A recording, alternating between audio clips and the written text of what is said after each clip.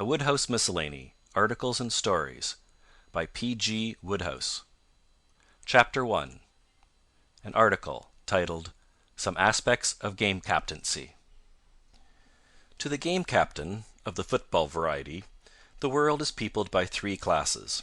Firstly, the keen and regular player; next, the partial slacker; thirdly and lastly, the entire, abject, and absolute slacker. Of the first class, the keen and regular player, little need be said. A keen player is a gem of purest rays serene, and when to his keenness he adds regularity and punctuality, life ceases to become the mere hollow blank that it would otherwise become, and joy reigns supreme. The absolute slacker, to take the worst at once, and have done with it, needs the pen of a Swift before adequate justice can be done to his enormities. He is a blot, an excrescence.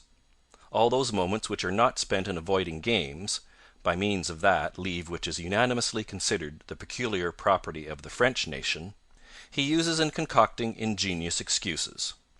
Armed with these, he faces with calmness the disgusting curiosity of the game captain, who officiously desires to know the reason of his non-appearance on the preceding day. These excuses are of the "had to go and see a man about a dog" type, and rarely meet with that success for which their author hopes. In the end he discovers that his chest is weak or his heart is subject to palpitations, and he forthwith produces a document to this effect, signed by a doctor. This has the desirable result of muzzling the tyrannical game captain, whose sole solace is a look of intense and withering scorn. But this is seldom fatal, and generally, we rejoice to say, ineffectual. The next type is the partial slacker. He differs from the absolute slacker in that at rare intervals he actually turns up, changed withal into the garb of the game, and thirsting for the fray. At this point begins the time of trouble for the game captain. To begin with, he is forced by stress of ignorance to ask the newcomer his name. This is, of course, an insult of the worst kind. "A being who does not know my name," argues the partial slacker, "must be something not far from a criminal lunatic." The name is, however, extracted, and the partial slacker strides to the arena. Now arises insult number 2. He is wearing his cap. A hint as to the advisability of removing this pièce de résistance not being taken, he is ordered to assume a capless state, and by these means a coolness springs up between him and the G.C. Of this the game captain is made aware when the game commences. The partial slacker, scorning to insert his head in the scrum, assumes a commanding position outside, and from this point criticizes the game captain's decisions with severity and pith. The last end of the partial slacker is generally a sad one. Stung by some pungent home thrust, the game captain is fain to try chastisement, and by these means silences the enemy's battery. Sometimes the classes overlap, as for instance, a keen and regular player may, by some more than usually gross bit of bungling on the part of the G.C., be moved to a fervor and eloquence worthy of Juvenal. Or again, even the absolute slacker may for a time emulate the keen player, provided an opponent plant a shrewd kick on a tender spot. But, broadly speaking, there are only three classes. End of chapter 1.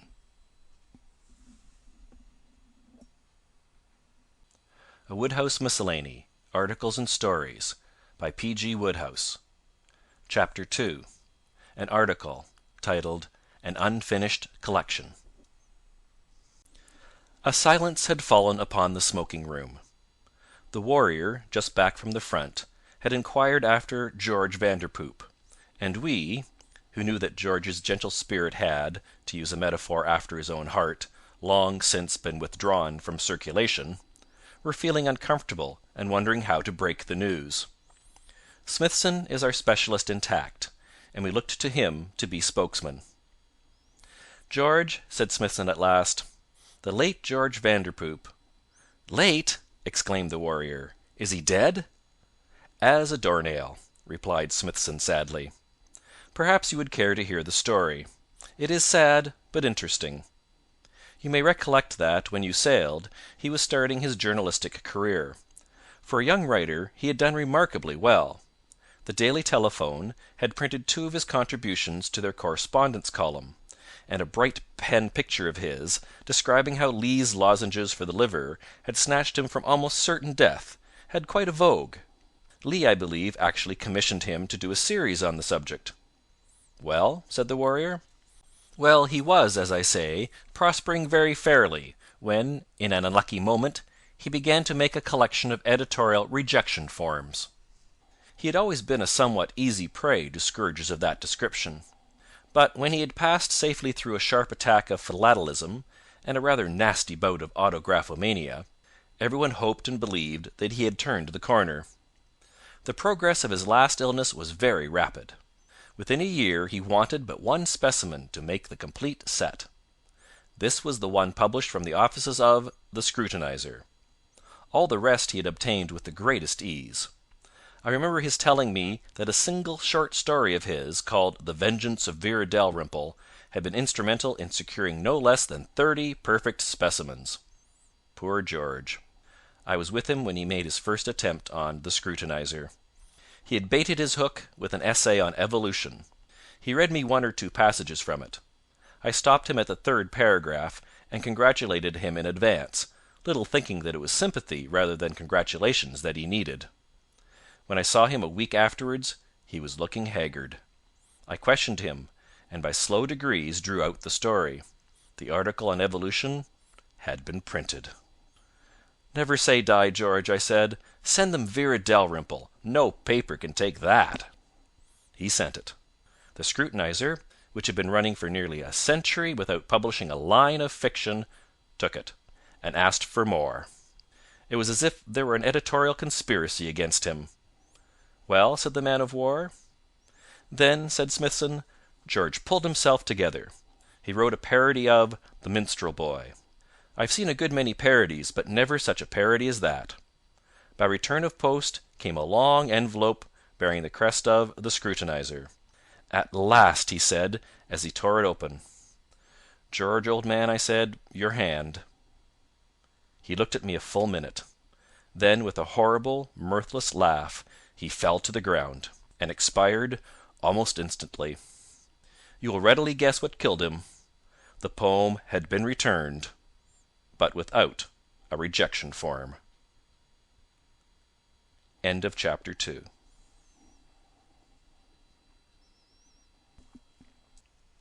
A Wodehouse Miscellany, Articles and Stories, by P.G. Wodehouse. Chapter 3. An article titled The New Advertising.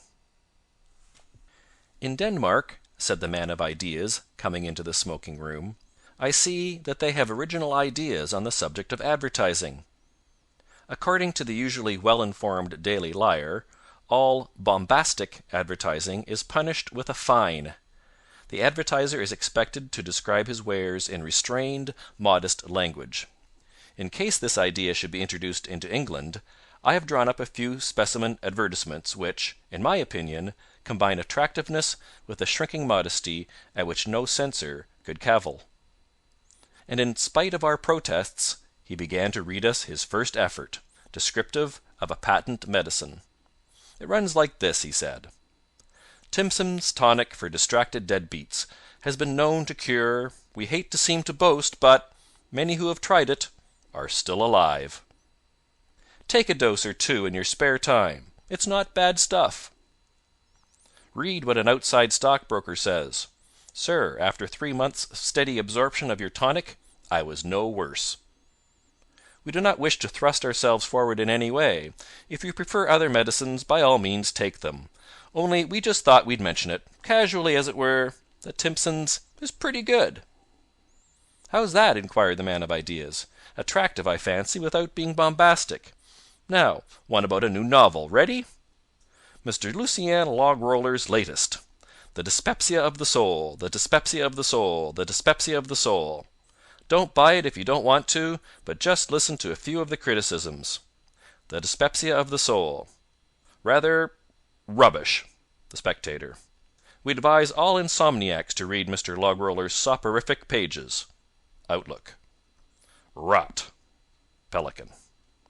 The Dyspepsia of the Soul, already in its first edition. What do you think of that? Asked the man of ideas.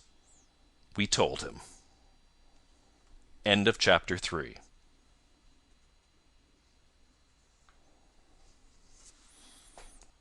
A Wodehouse Miscellany, Articles and Stories, by P.G. Wodehouse. Chapter 4. An article titled The Secret Pleasures of Reginald. I found Reggie in the club one Saturday afternoon. He was reclining in a long chair, motionless, his eyes fixed glassily on the ceiling. He frowned a little when I spoke. "You don't seem to be doing anything," I said. "It's not what I'm doing, it's what I am not doing that matters." It sounded like an epigram, but epigrams are so little associated with Reggie that I ventured to ask what he meant. He sighed. "Oh, well," he said, "I suppose the sooner I tell you, the sooner you'll go. Do you know Bodfish?" I shuddered. "Wilkinson Bodfish? I do." "Have you ever spent a week-end at Bodfish's place in the country?" I shuddered again. "I have." "Well, I'm not spending the week-end at Bodfish's place in the country." "Well, I see you're not, but—" No, you don't understand. I do not mean that I am simply absent from Bodfish's place in the country. I mean that I am deliberately not spending the week-end there. When you interrupted me just now, I was not strolling down to Bodfish's garage, listening to his prattle about his new car. I glanced around uneasily. "Reggie, old man, you're not... This hot weather—" "I am perfectly well, and in possession of all my faculties. Now tell me, can you imagine anything more awful than to spend a week-end with Bodfish?" On the spur of the moment, I could not. "Can you imagine anything more delightful than not spending a week-end with Bodfish? Well, that's what I am doing now. Soon, when you have gone, if you have any other engagements, please don't let me keep you, I shall not go into the house and not listen to Mrs. Bodfish on the subject of young Willie Bodfish's premature intelligence." I got his true meaning. "I see. You mean that you will be thanking your stars that you aren't with Bodfish." "That is it, put crudely. But I go further. I don't indulge in a mere momentary self-congratulation. I do the thing thoroughly. If I were week-ending at Bodfish's, I should have arrived there just half an hour ago. I therefore selected that moment for beginning not to week-end with Bodfish. I settled myself in this chair, and I did not have my back slapped at the station.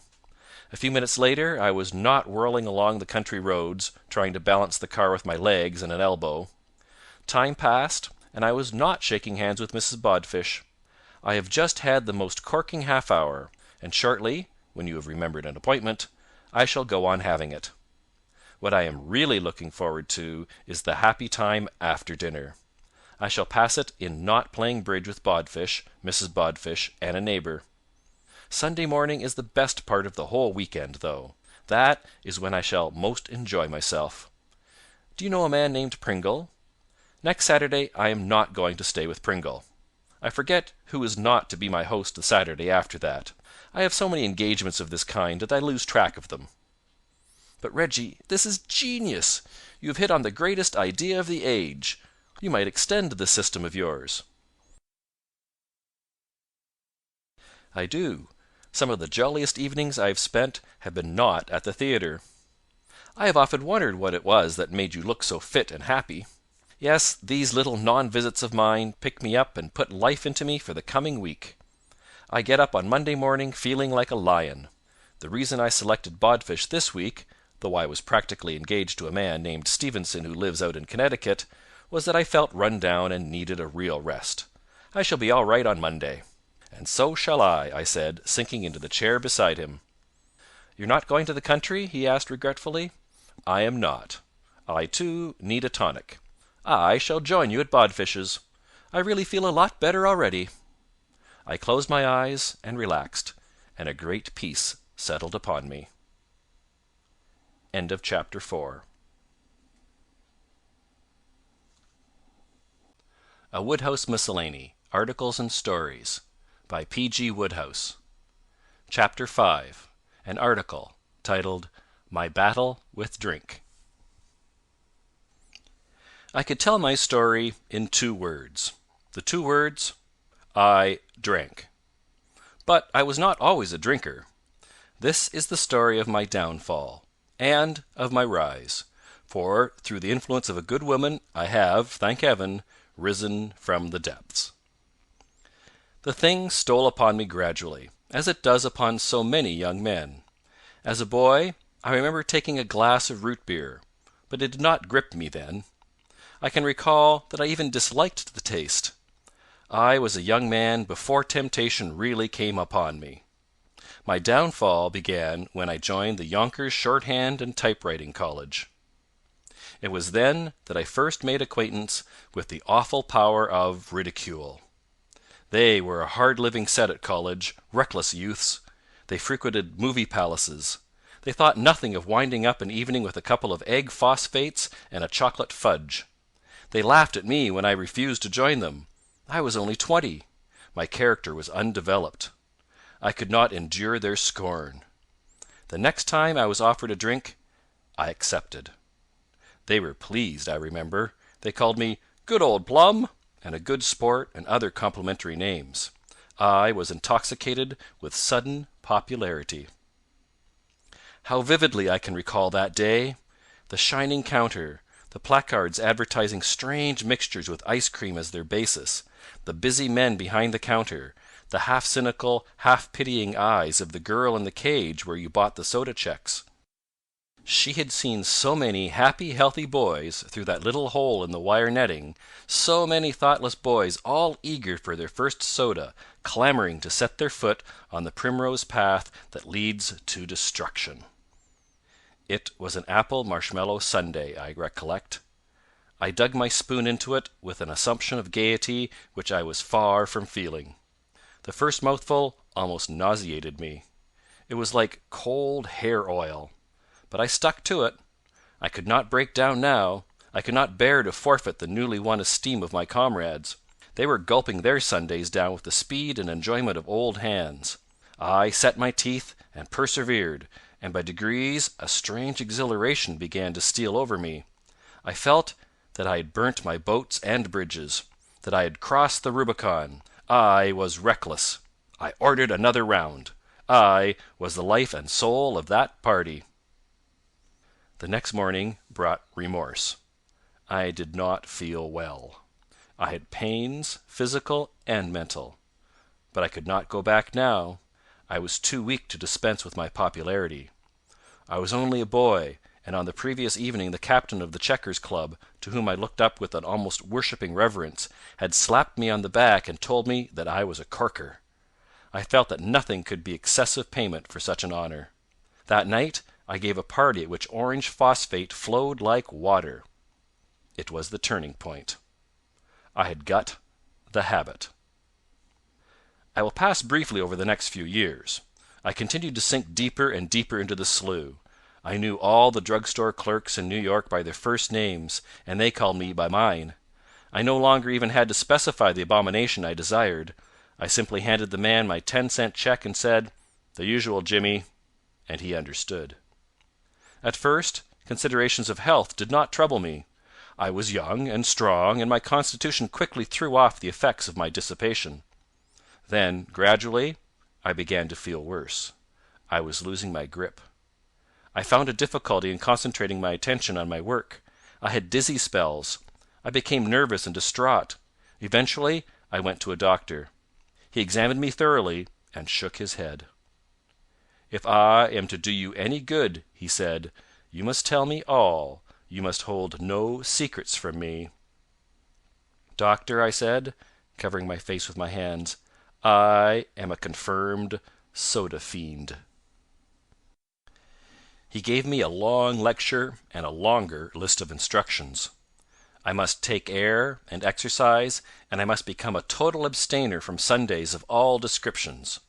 I must avoid limeade like the plague, and if anybody offered me a Bulgarzoon, I was to knock him down and shout for the nearest policeman. I learned then for the first time what a bitterly hard thing it is for a man in a large and wicked city to keep from soda when once he has got the habit. Everything was against me. The old convivial circle began to shun me. I could not join in their revels, and they began to look on me as a grouch.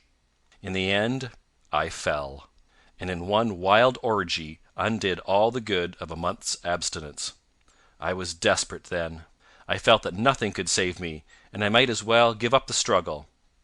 I drank 2 pineapple-ades, 3 grapefruitolas, and an egg zoulac before pausing to take breath. And then, the next day, I met May, the girl who effected my reformation. She was a clergyman's daughter who, to support her widowed mother, had accepted a non-speaking part in a musical comedy production entitled "O Joy, O Pep." Our acquaintance ripened, and one night I asked her out to supper. I look on that moment as the happiest of my life. I met her at the stage door, and conducted her to the nearest soda fountain. We were inside, and I was buying the checks before she realized where she was, and I shall never forget the look of mingled pain and horror. "And I thought you were a live one," she murmured. It seemed that she had been looking forward to a little lobster and champagne. The idea was absolutely new to me. She quickly convinced me, however, that such was the only refreshment which she would consider, and she recoiled with unconcealed aversion from my suggestion of a mocha malted and an Eva Tanguay. That night I tasted wine for the first time, and my reformation began. It was hard at first, desperately hard. Something inside me was trying to pull me back to the Sundays for which I craved, but I resisted the impulse. Always with her divinely sympathetic encouragement, I gradually acquired a taste for alcohol. And suddenly one evening, like a flash, it came upon me that I'd shaken off the cursed yoke that held me down, that I never wanted to see the inside of a drugstore again. Cocktails, at first repellent, have at last become palatable to me. I drink highballs for breakfast. I am saved. End of chapter 5.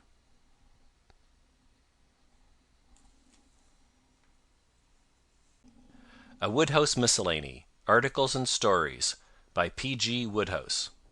Chapter 6. An article, titled, In Defense of Astigmatism. This is peculiarly an age where novelists pride themselves on the breadth of their outlook and the courage with which they refuse to ignore the realities of life. And never before have authors had such scope in the matter of the selection of heroes. In the days of the old-fashioned novel, when the hero was automatically Lord Blank or Sir Ralph Asterisk, there were, of course, certain rules that had to be observed. But today, why, you can hardly hear yourself think for the uproar of earnest young novelists proclaiming how free and unfettered they are. And yet, no writer has had the pluck to make his hero wear glasses. In the old days, as I say, this was all very well. The hero was a young lordling, sprung from a line of ancestors who had never done anything with their eyes except wear a piercing glance before which lesser men quailed. But now novelists go into every class of society for their heroes, and surely, at least on occasion, one of them must have been astigmatic. Kipps undoubtedly wore glasses, so did Bunker Bean, so did Mr. Polly, Clayhanger, Bibbs, Sheridan, and a score of others. Then why not say so?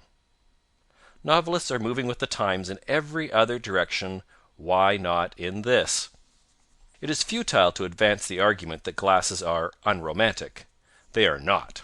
I know, because I wear them myself, and I am a singularly romantic figure, whether in my rimless, my Oxford gold-bordered, or the plain gent spectacles which I wear in the privacy of my study. Besides, everybody wears glasses nowadays. That is the point I wish to make. For commercial reasons, if for no others, authors ought to think seriously of this matter of goggling their heroes. It is an admitted fact that the reader of a novel likes to put himself in the hero's place, to imagine, while reading, that he is the hero. What an audience the writer of the first romance to star a spectacled hero will have! All over the country thousands of short-sighted men will polish their glasses and plunge into his pages. It is absurd to go on writing in these days for a normal-sighted public. The growing tenseness of life, with its small print, its newspapers read by artificial light, and its flickering motion pictures, is whittling down the section of the populace which has perfect sight to a mere handful. I seem to see that romance. In fact, I think I shall write it myself." "Evadne," murmured Clarence, removing his pince nez and polishing them tenderly. "See," cried Clarence, "how clearly every leaf of yonder tree is mirrored in the still water of the lake." "I can't see myself, unfortunately, for I've left my glasses on the parlor piano. But don't worry about me. Go ahead and see." Clarence adjusted his tortoiseshell rimmed spectacles with a careless gesture, and faced the assassins without a tremor. "Hot stuff! Got the punch? I should say so. Do you imagine that there will be a single man in this country, with the price of the book in his pocket and a pair of pince nez on his face, who will not scream and kick like an angry child if you withhold my novel from him? And just pause for a moment to think of the serial and dramatic rights of the story. All editors wear glasses.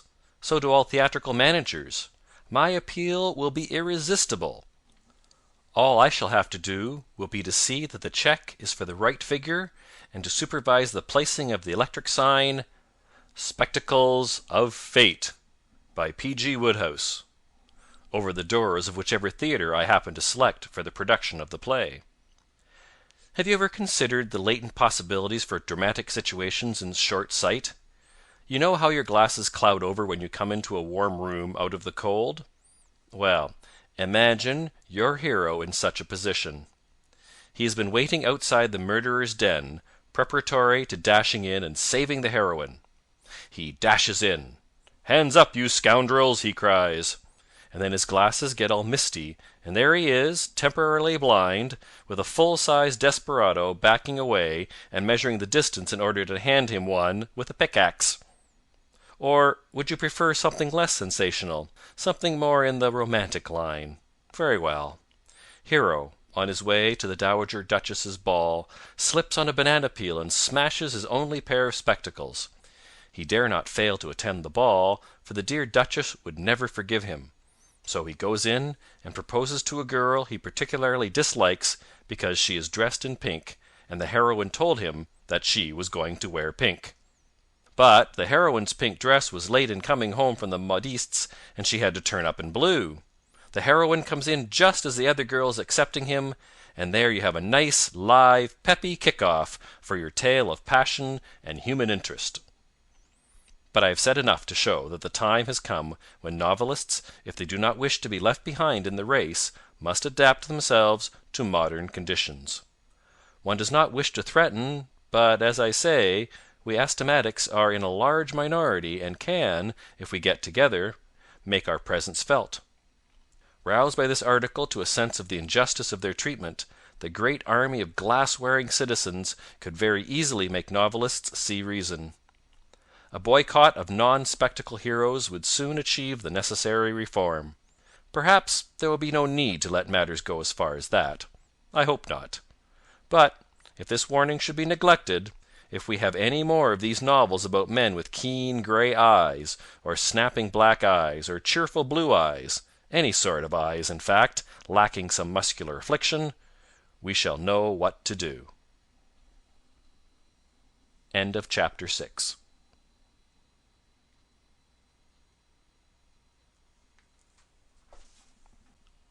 A Wodehouse Miscellany, Articles and Stories, by P.G. Wodehouse. Chapter 7. An article, titled Photographers and Me. I look in my glass, dear reader, and what do I see? Nothing so frightfully hot, believe me. The face is slab-like, the ears are large and fastened on at right angles. Above the eyebrows comes a stagnant sea of bald forehead, stretching away into the distance with nothing to relieve it but a few wisps of lonely hair. The nose is blobby, the eyes dull, like those of a fish not in the best of health. A face, in short, taking it for all in all, which should be reserved for the gaze of my nearest and dearest, who, through long habit, have got used to it and can see through to the pure white soul beneath. At any rate, a face not to be scattered about at random and come upon suddenly by nervous people and invalids. And yet, just because I am an author, I have to keep on being photographed.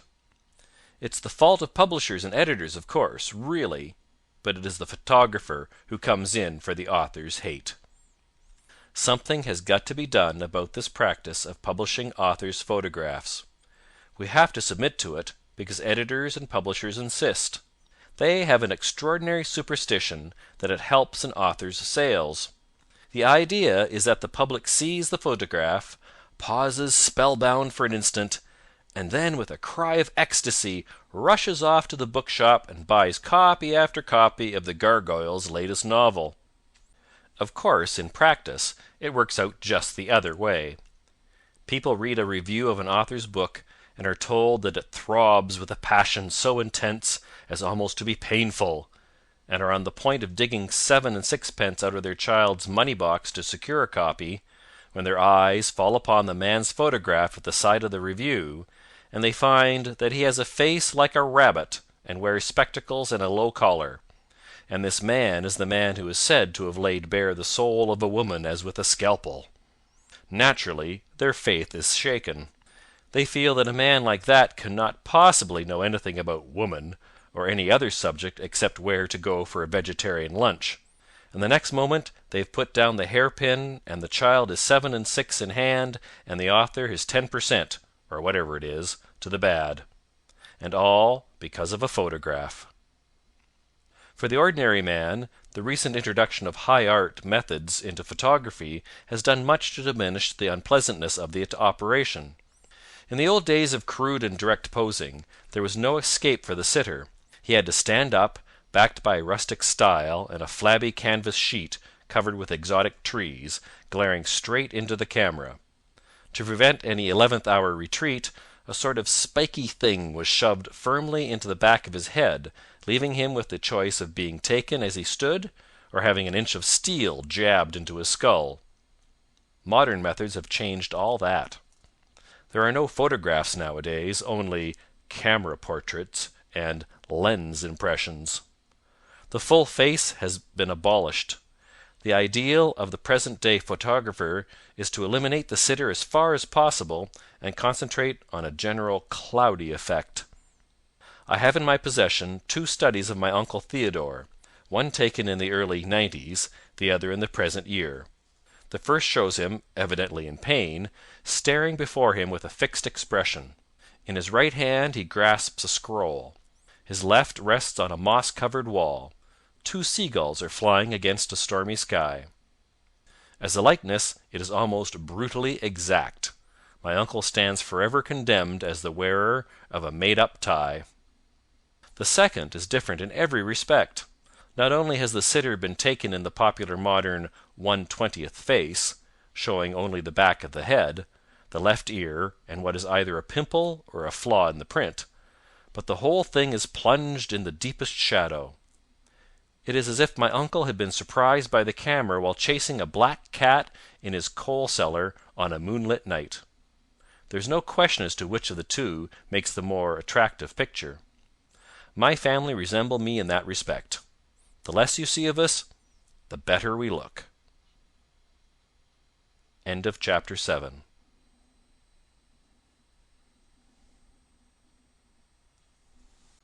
A Wodehouse Miscellany, Articles and Stories, by P.G. Wodehouse. Chapter 8. An article titled A Plea for Indoor Golf. Indoor golf is that which is played in the home. Whether you live in a palace or a hovel, an indoor golf course, be it only of 9 holes, is well within your reach. A house offers greater facilities than an apartment, and I have found my game greatly improved since I went to live in the country. I can, perhaps, scarcely do better than give a brief description of the sporting 9-hole course which I have recently laid out in my present residence.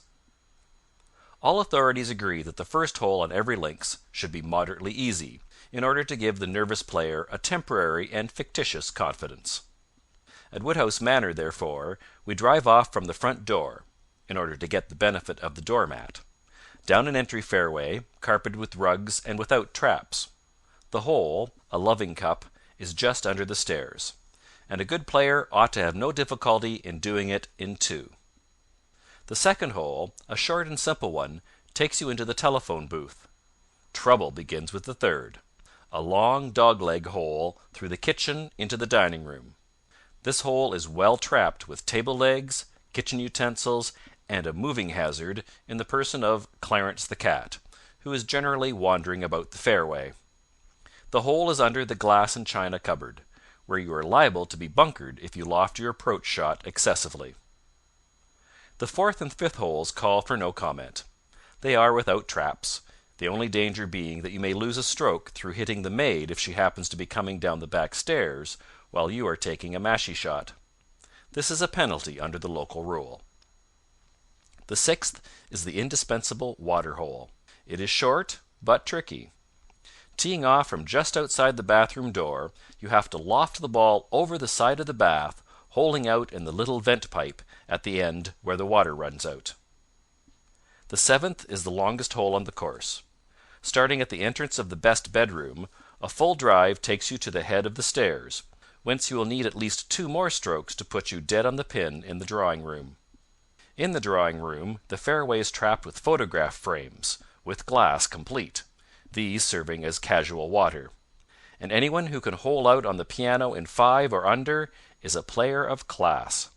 Bogey is 6, and I have known even such a capable exponent of the game as my Uncle Reginald, who is +2 on his home links on Park Avenue, to take 27 at the hole.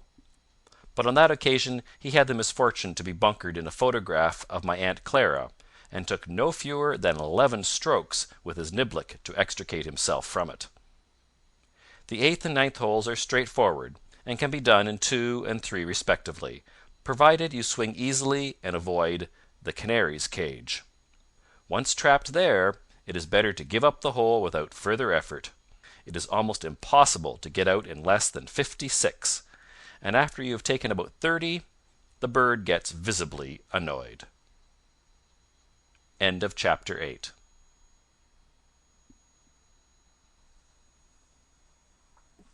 A Wodehouse Miscellany, Articles and Stories, by P.G. Wodehouse. Chapter 9. An article titled The Alarming Spread of Poetry.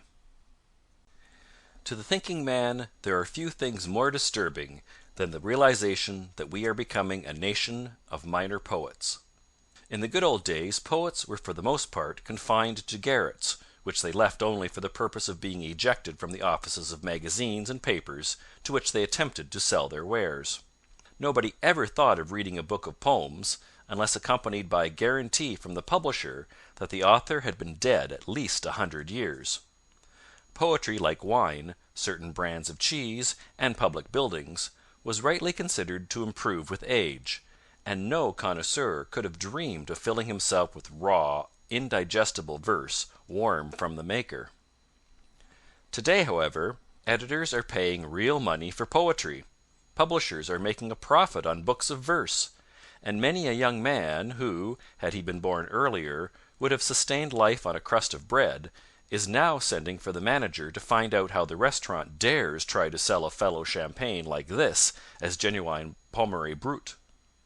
Naturally, this is having a marked effect on the life of the community. Our children grow to adolescence with the feeling that they can become poets instead of working. Many an embryo bill clerk has been ruined by the heady knowledge that poems are paid for at the rate of $1 a line. All over the country promising young plasterers and rising young motormen are throwing up steady jobs in order to devote themselves to the new profession. On a sunny afternoon down in Washington Square, one's progress is positively impeded by the swarms of young poets brought out by the warm weather. It is a horrible sight to see those unfortunate youths, who ought to be sitting happily at desks, writing, "Dear Sir, your favor of the 10th instruction duly received and contents noted. In reply we beg to state," wandering about with their fingers in their hair and their features distorted with the agony of composition, as they try to find rhymes to cosmic and symbolism. And, as if matters were not bad enough already, along comes Mr. Edgar Lee Masters and invents vers libre. It is too early yet to judge the full effects of this man's horrid discovery, but there is no doubt that he has taken the lid off and unleashed forces over which none can have any control. All those decent restrictions which used to check poets have vanished, and who shall say what will be the outcome? Until Mr. Masters came on the scene, there was just one thing which, like a salient fortress in the midst of an enemy's advancing army, acted as a barrier to the youth of the country. When one's son came to one and said, "Father, I shall not be able to fulfill your dearest wish and start work in the fertilizer department. I have decided to become a poet." Although one could no longer frighten him from his purpose by talking of garrets and starvation, there was still one weapon left. "What about the rhymes, Willie?" you replied, and the eager light died out of the boy's face as he perceived the catch in what he had taken for a good thing. You pressed your advantage. "Think of having to spend your life making one line rhyme with another. Think of the bleak future, when you have used up moon and June, love and dove, May and gay. Think of the moment when you have ended the last line but one of your poem with windows or warmth, and have to buckle to, trying to make the thing couple up in accordance with the rules. What then, Willie?" Next day a new hand had signed on in the fertilizer department. But now all that is changed. Not only are rhymes no longer necessary, but editors positively prefer them left out. If Longfellow had been writing today, he would have had to revise The Village Blacksmith if he wanted to pull in that $1 a line. No editor would print stuff like "Under the spreading chestnut tree the village smithy stands. The smith a brawny man is he, with large and sinewy hands." If Longfellow were living in these hyphenated, free, and versy days, he would find himself compelled to take his pen in hand and dictate as follows: "In life I was the village smith. I worked all day, but I retained the delicacy of my complexion, because I worked in the shade of the chestnut tree, instead of in the sun, like Nicholas Blodgett, the expressman. I was large and strong, because I went in for physical culture, and deep breathing, and all those stunts. I had the biggest biceps in Spoon River." Who can say where this thing will end? Vers libre is within the reach of all. A sleeping nation is wakened to the realization that there is money to be made out of chopping its prose into bits. Something must be done shortly if the nation is to be saved from this menace. But what? It is no good shooting Edgar Lee Masters, for the mischief has been done, and even making an example of him could not undo it. Probably the only hope lies in the fact that poets never buy other poets' stuff. When once we have all become poets, the sale of verse will cease or be limited to the few copies which individual poets will buy to give to their friends. End of chapter 9.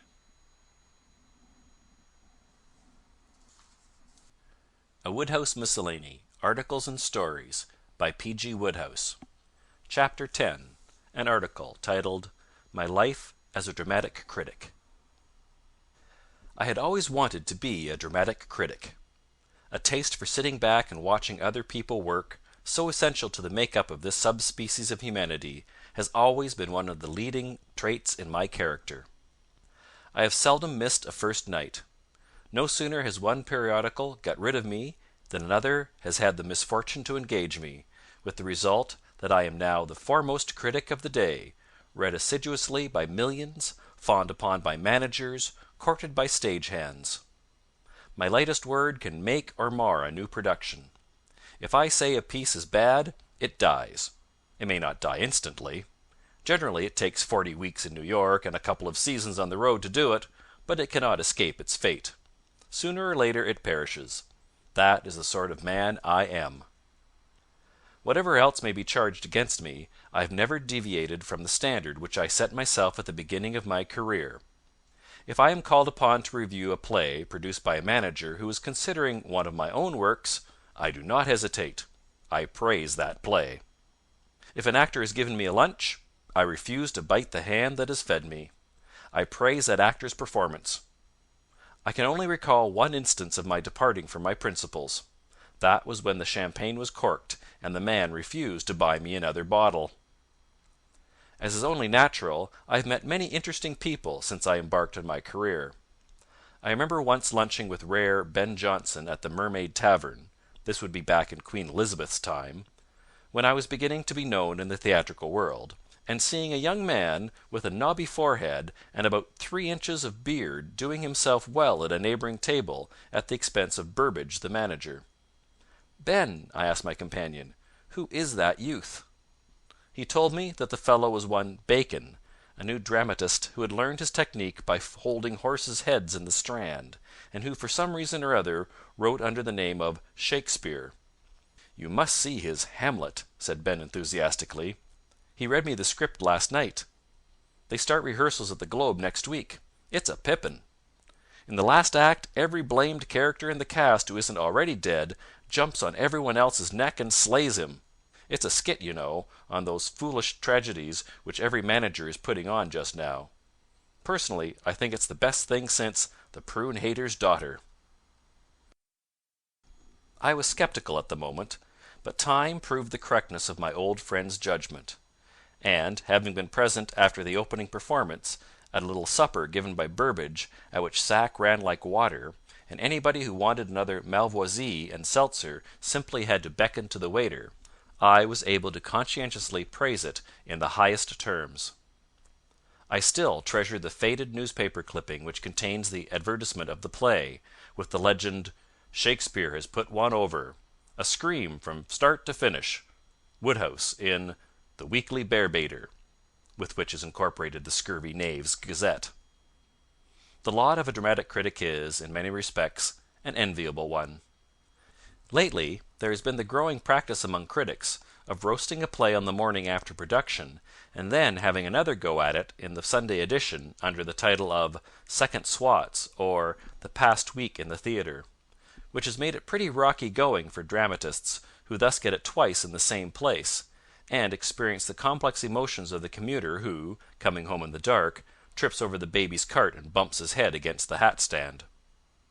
There is also no purer pleasure than that of getting into a theatre on which the poet Milton used to call the Nod. I remember Brigham Young saying to me once, with not unnatural chagrin, "You're a lucky man, Wodehouse. It doesn't cost you a nickel to go to the theatre. When I want to take in a show with the wife, I have to buy up the whole of the orchestra floor, and even then it's a tight fit." My fellow critics and I escape this financial trouble, and it gives us a good deal of pleasure, when the male star is counting the house over the heroine's head, during their big love scene, to see him frown as he catches sight of us and hastily revise his original estimate. End of chapter 10.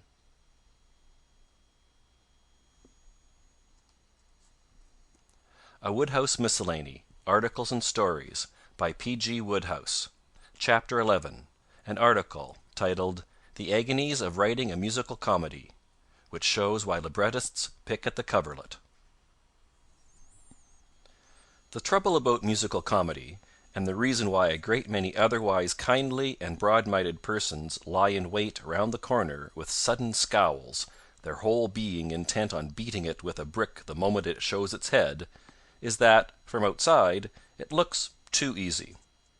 You come into the crowded theatre and consider that each occupant of an orchestra chair is contributing 3 or 4 cents to the upkeep of a fellow who did nothing but dash off the stuff that keeps the numbers apart, and your blood boils. A glow of honest resentment fills you at the thought of anyone having such an absolute snap.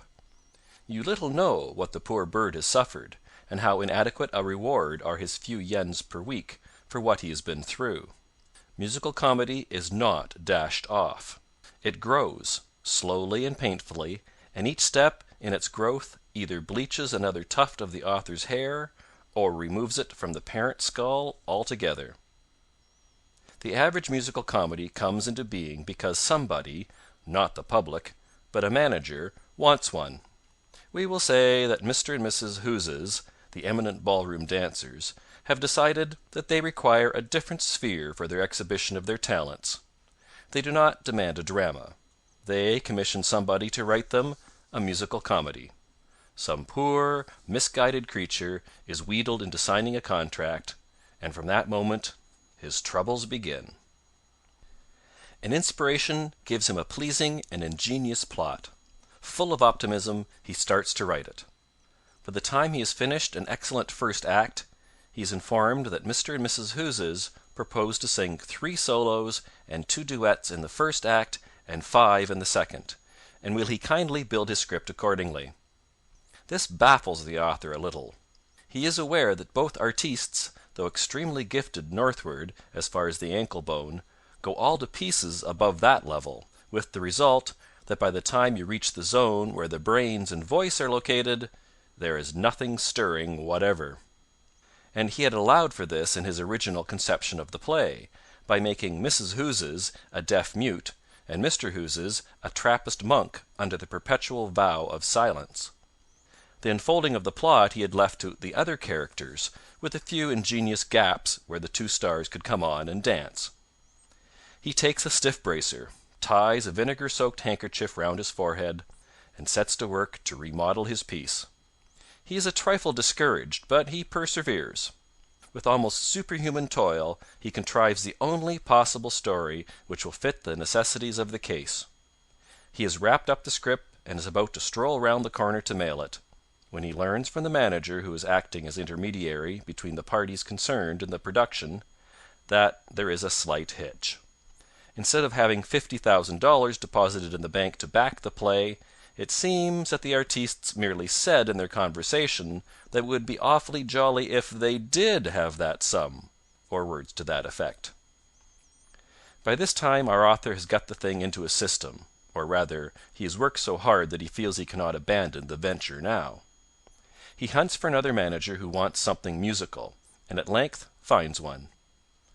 The only proviso is that this manager does not need a piece built around 2 stars, but one suited to the needs of Jasper Cutup, the well-known comedian, whom he has under contract. The personality of Jasper is familiar to the author, so he works for a month or 2 and remolds the play to fit him. With the script under his arm he staggers to the manager's office. The manager reads the script, smiles, chuckles, thoroughly enjoys it. Then a cloud passes athwart his brow. "There's only one thing the matter with this piece," he says. "You seem to have written it to star a comedian." But you said you wanted it for Jasper Cutup," gasped the author, supporting himself against the water cooler. "Well, yes, that is so," replies the manager. "I remember I did want a piece for him then, but he's gone and signed up with Kay and Lee. What I wish you would do is to take this script and twist it to be a vehicle for Pansy Glucose." "Pansy Glucose?" moans the author. "The ingenue?"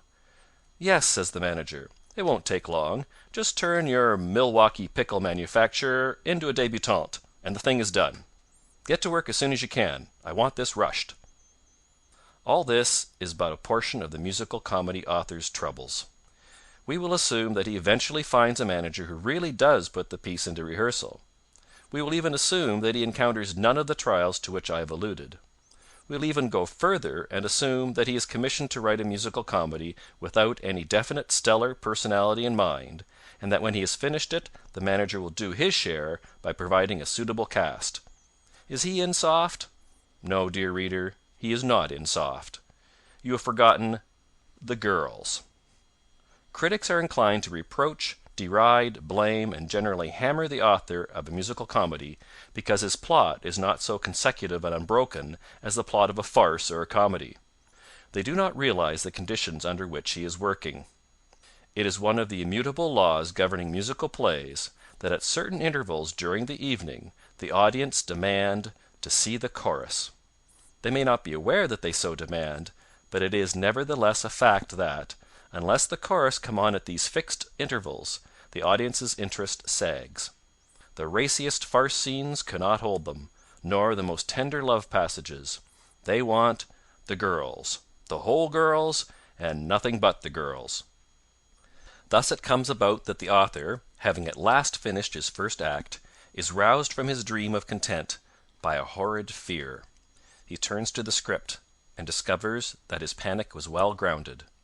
He has carelessly allowed fully 20 pages to pass without once bringing on the chorus. This is where he begins to clutch his forehead and to grow gray at the temples.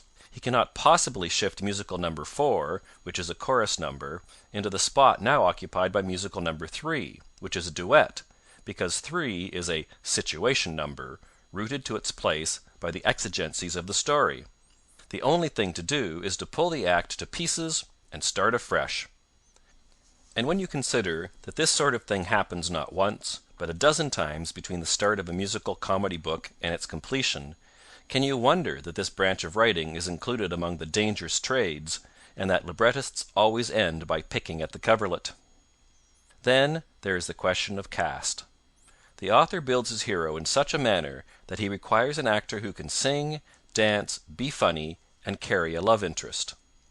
When the time comes to cast the piece, he finds that the only possible man in sight wants $1,500 a week, and anyway is signed up for the next 5 years with the rival syndicate. He is then faced with the alternative of revising his play to suit either A. Jones, who can sing and dance, but is not funny; B. Smith, who is funny but cannot sing and dance; C. Brown, who is funny and can sing and dance, but who cannot carry a love interest, and, through working in revue, has developed a habit of wandering down to the footlights and chatting with the audience. Whichever actor is given the job, it means more rewriting. Overcome this difficulty, and another arises. Certain scenes are constructed so that A gets a laugh at the expense of B, but B is a $500 a week comedian and A is a $2,000 a week juvenile, and B refuses to "play straight," even for an instant, for a social inferior. The original line is such that it cannot be simply switched from one to the other. The scene has to be entirely reconstructed and further laugh lines thought of. Multiply this by 100, and you will begin to understand why, when you see a librettist, he is generally lying on his back on the sidewalk, with a crowd standing round saying, "Give him air!" So, do not grudge the librettist his 1,000 a week, or whatever it is.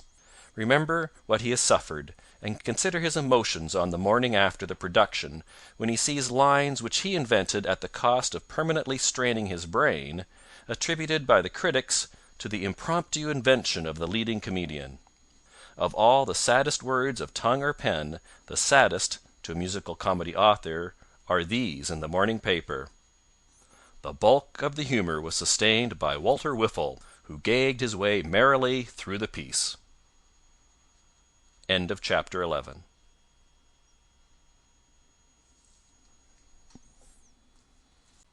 A Wodehouse Miscellany, Articles and Stories, by P.G. Wodehouse. Chapter 12. An article titled, "On the Writing of Lyrics." The musical comedy lyric is an interesting survival of the days, long since departed, when poets worked. As everyone knows, the only real obstacle in the way of turning out poetry by the mile was the fact that you had to make the darn stuff rhyme. Many lyricists rhyme as they pronounce, and their pronunciation is simply horrible. They can make home rhyme with alone, and saw with more, and right off and look their innocent children in the eye without a touch of shame. But let us not blame the erring lyricist too much. It isn't his fault that he does these things. It is the fault of the English language. Whoever invented the English language must have been a prose writer, not a versifier, for he has made meagre provision for the poets. Indeed, the word "you" is almost the only decent chance he has given them. You can do something with a word like "you." It rhymes with "Sue," "eyes of blue," "woo," and all sorts of succulent things, easily fitted into the fabric of a lyric. And it has the enormous advantage that it can be repeated thrice at the end of a refrain, when the composer has given you those 3 long notes, which is about all the composer ever thinks of. When a composer hands a lyricist a "dummy" for a song, ending thus, "tiddledy-tum, tiddledy-tum, pum-pum-pum, pum-pum-pum, tum-tum-tum," the lyricist just shoves down "you, you, you" for the last line, and then sets to work to fit the rest of the words to it. I have dwelled on this, for it is noteworthy as the only bright spot in a lyricist's life, the only real cinch the poor man has. But take the word "love." When the board of directors, or whoever it was arranging the language, you would have thought that, if they had a spark of pity in their systems, they would have tacked on to that emotion of thoughts of which the young man's fancy lightly turns in spring, some word ending in an open vowel. They must have known that lyricists would want to use whatever word they selected as a label for the above-mentioned emotion far more frequently than any other word in the language. It wasn't much to ask of them to choose a word capable of numerous rhymes. But no, they went and made it love, causing vast misery to millions. Love rhymes with dove, glove, above, and shove. It is true that poets who print their stuff instead of having it sung take a mean advantage by ringing in words like prove and move. But the lyricist is not allowed to do that. This is the wretched unfairness of the lyricist's lot. The language gets him both ways. It won't let him rhyme love with move, and it won't let him rhyme maternal with kernel. If he tries the first course, he is told that the rhyme, though all right for the eye, is wrong for the ear. If he tries the second course, they say that the rhyme, though more or less 99% pure for the ear, falls short when tested by the eye.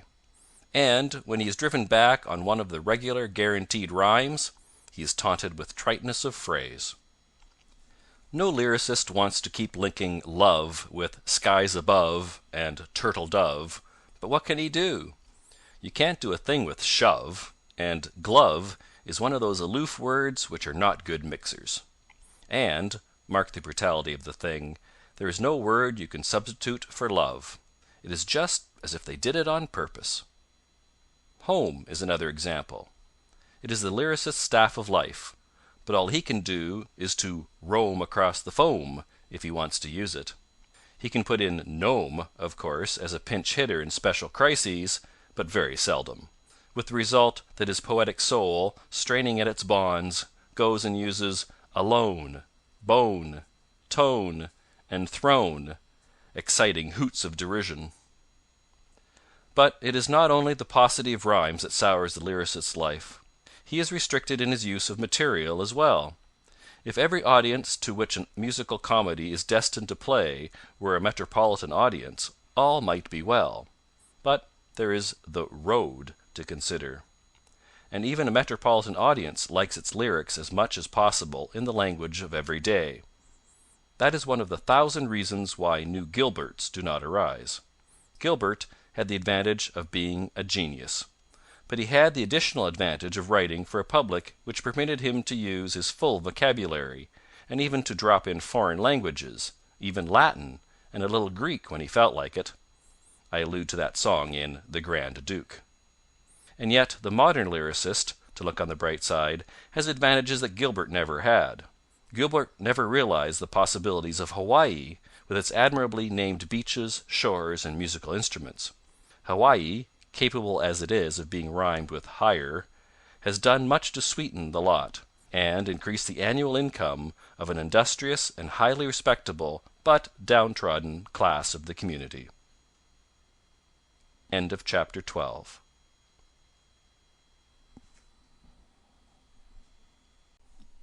A Wodehouse Miscellany, Articles and Stories, by P.G. Wodehouse. Chapter 13. The Past Theatrical Season, and the 6 Best Performances by Unstarred Actors. What lessons do we draw from the past theatrical season? In the first place, the success of The Wanderer proves that the day of the small and intimate production is over, and that what the public wants is the large spectacle. In the second place, the success of Oh Boy I hate to refer to it, as I am one of the trio who perpetrated it, but honestly, we're simply turning them away in droves, and Rockefeller has to touch Morgan for a bit if he wants to buy a ticket from the speculators. Proves that the day of the large spectacle is over, and that what the public wants is the small and intimate production. Then, the capacity business done by The 13th Chair shows clearly that what the proletariat demands nowadays is the plotty piece, and that the sun of the bright dialogue comedy has set, while the capacity business done by A Successful Calamity shows clearly that the number of the plotty piece is up. You will all feel better and more able to enjoy yourselves now that a trained critical mind has put you right on this subtle point. No review of a theatrical season would be complete without a tabulated list, or even an untabulated one, of the 6 best performances by unstarred actors during the past season. The present past season, that is to say, the past season which at present is the last season, has been peculiarly rich in hot efforts by all sorts of performers. My own choice would be number 1, Anna Wheaton in Oh Boy; number 2, Marie Carroll in the piece at the Princess Theatre; 3, Edna May Oliver in Comstock and Elliott's new musical comedy; number 4, Tom Powers in the show on the south side of 39th Street; number 5, Hal Ford in the successor to Very Good Eddie; number 6, Stephen Malley in Oh Boy. You would hardly credit the agony it gives me to allude, even in passing, to the above musical mélange, but one must be honest to one's public. In case there may be any who dissent from my opinion, I append a supplementary list of those entitled to honourable mention. Number 1, the third sheep from the O.P. side in The Wanderer; number 2, the trick lamp in Magic; number 3, the pink pajamas in You're in Love; number 4, the knife in The 13th Chair; number 5, the confused noise without in The Great Divide; and number 6, Jack Merritt's hair in Oh Boy. There were few discoveries among the dramatists. Of the older playwrights, Barrie produced a new one and an ancient one; but the Shakespeare boom, so strong last year, petered out. There seems no doubt that the man, in spite of a flashy start, had not the stuff. I understand that some of his things are doing fairly well on the road.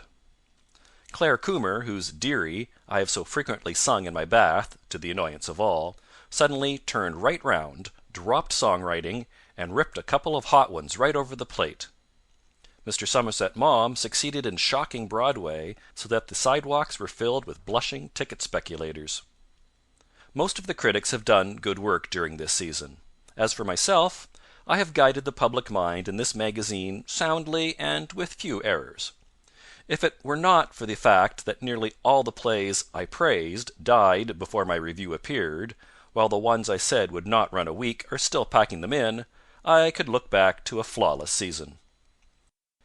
As you can see, I have had a very pleasant theatrical season.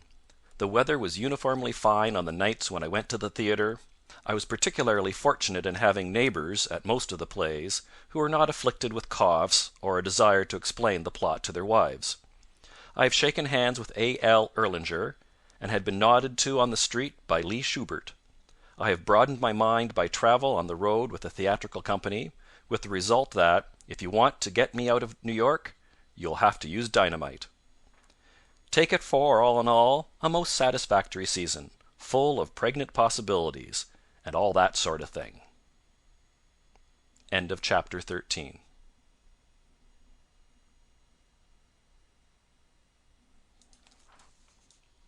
A Wodehouse Miscellany, Articles and Stories by P.G. Wodehouse. Chapter 14. A Poem, titled Damon and Pythias, a Romance. Since earth was first created, since time began to fly, no friends were e'er so mated, so firm as Jones and I. Since primal man was fashioned to people ice and stones, no pair, I ween, have ever been such chums as I and Jones. In fair and foulest weather, beginning when but boys, we faced our woes together, we shared each other's joys. Together, sad or merry, we acted hand in glove, until 'twas careless, very, I chanced to fall in love. The lady's points to touch on, her name was Julia White, her lineage high, her scutcheon untarnished, manners bright, complexion soft and creamy, her hair of golden hue, her eyes in aspect dreamy, in colour greyish blue. For her I sighed, I panted, I saw her in my dreams, I vowed, protested, ranted, I sent her chocolate creams, until methought one morning I seemed to hear a voice, a still small voice of warning, "Does Jones approve your choice?" To Jones of my affection I spoke that very night. If he had no objection, I said I'd wed Miss White. I asked him for his blessing, but turning rather blue, he said, "It's most distressing, but I adore her too." "Then, Jones," I answered, sobbing, "my wooing's at an end. I couldn't think of robbing my best, my only friend. The notion makes me furious. I'd much prefer to die." "Perhaps you'll think it curious," said Jones, "but so should I." Nor he nor I would falter in our resolve one jot. I bade him seek the altar, he vowed that he would not. "She's yours, old fellow, make her as happy as you can." "Not so," said I, "you take her, you are the lucky man." At length, the situation had lasted now a year, I had an inspiration which seemed to make things clear. "Supposing," I suggested, "we ask Miss White to choose? I should be interested to hear her private views. Perhaps she has a preference. I own it sounds absurd, but I submit, with deference, that she might well be heard. In clear commercial diction the case in point we'll state, disclose the cause of friction, and leave the rest to fate." We did, and on the morrow the postman brought us news. Miss White expressed her sorrow at having to refuse. Of all her many reasons this seemed to me the pith. 6 months before, or rather more, she'd married Mr. Smith. End of chapter 14.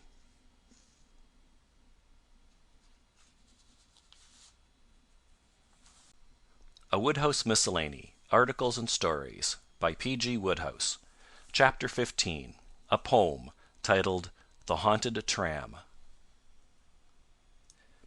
Ghosts of the towers, the grange, the court, ghosts of the castle keep, ghosts of the finicking high life sort, are growing a trifle cheap. But here is a spook of another stamp, no thin theatrical sham, but a spectre who fears not dirt nor damp. He rides on a London tram. By the curious glance of a mortal eye he is not seen, he's heard.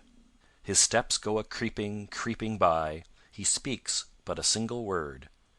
You may hear his feet, you may hear them plain, for it's odd in a ghost they crunch. You may hear the whir of his rattling chain, and the ting of his ringing punch. The gathering shadows of night fall fast, the lamps in the street are lit. To the roof have the eerie footsteps passed, where the outside passengers sit. To the passenger's side has the spectre paced, for a moment he halts, they say. Then a ring from the punch at the unseen waist, and the footsteps pass away. That is the tale of the haunted car, and if on that car you ride, you won't, believe me, have journeyed far ere the spectre seeks your side. Ay, all unseen by your seat he'll stand, and, unless it's a wig, your hair will rise at the touch of his icy hand, and the sound of his whispered "Fare." At the end of the trip, when you're getting down, and you'll probably simply fly, just give the conductor half a crown, ask who is the ghost and why. And the man will explain with bated breath, and point you a moral, thus: "'E's a poor young bloke what was crushed to death by people as fought, as they didn't ought, for seats on a crowded bus." End of chapter 15.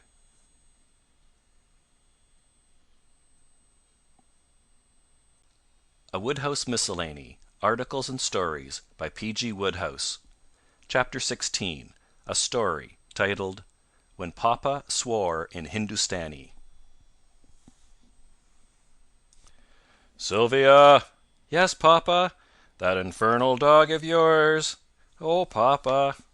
"Yes, that infernal dog of yours has been at my carnations again."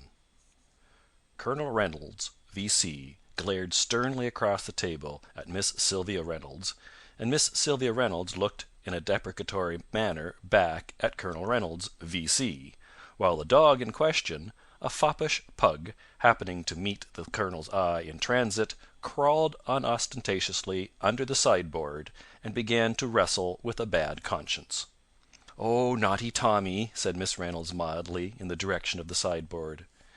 "Yes, my dear," assented the colonel, "and if you could convey to him the information that if he does it once more, yes, just once more, I shall shoot him on the spot, you'd be doing him a kindness."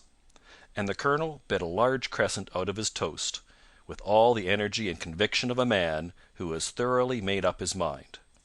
"At 6 o'clock this morning," continued he, in a voice of gentle melancholy, "I happened to look out of my bedroom window and saw him. He had then destroyed 2 of my best plants, and was commencing on a third, with every appearance of self-satisfaction. I threw 2 large brushes and a boot at him. "Oh, papa, they didn't hit him?" "No, my dear, they did not.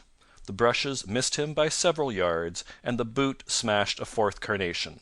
However, I was so fortunate as to attract his attention, and he left off." "I can't think what makes him do it.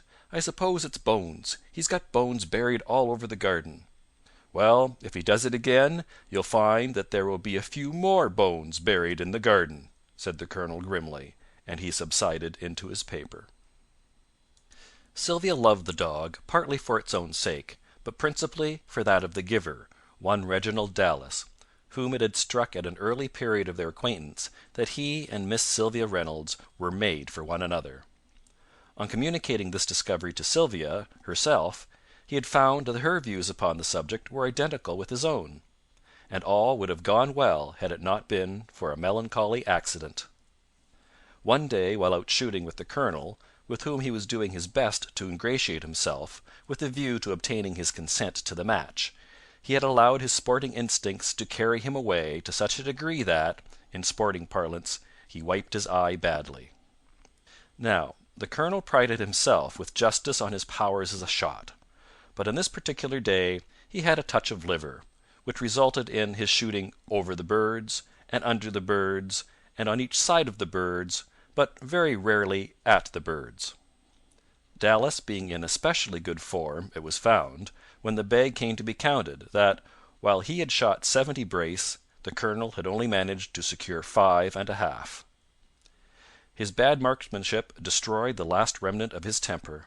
He swore for half an hour in Hindustani, and for another half hour in English.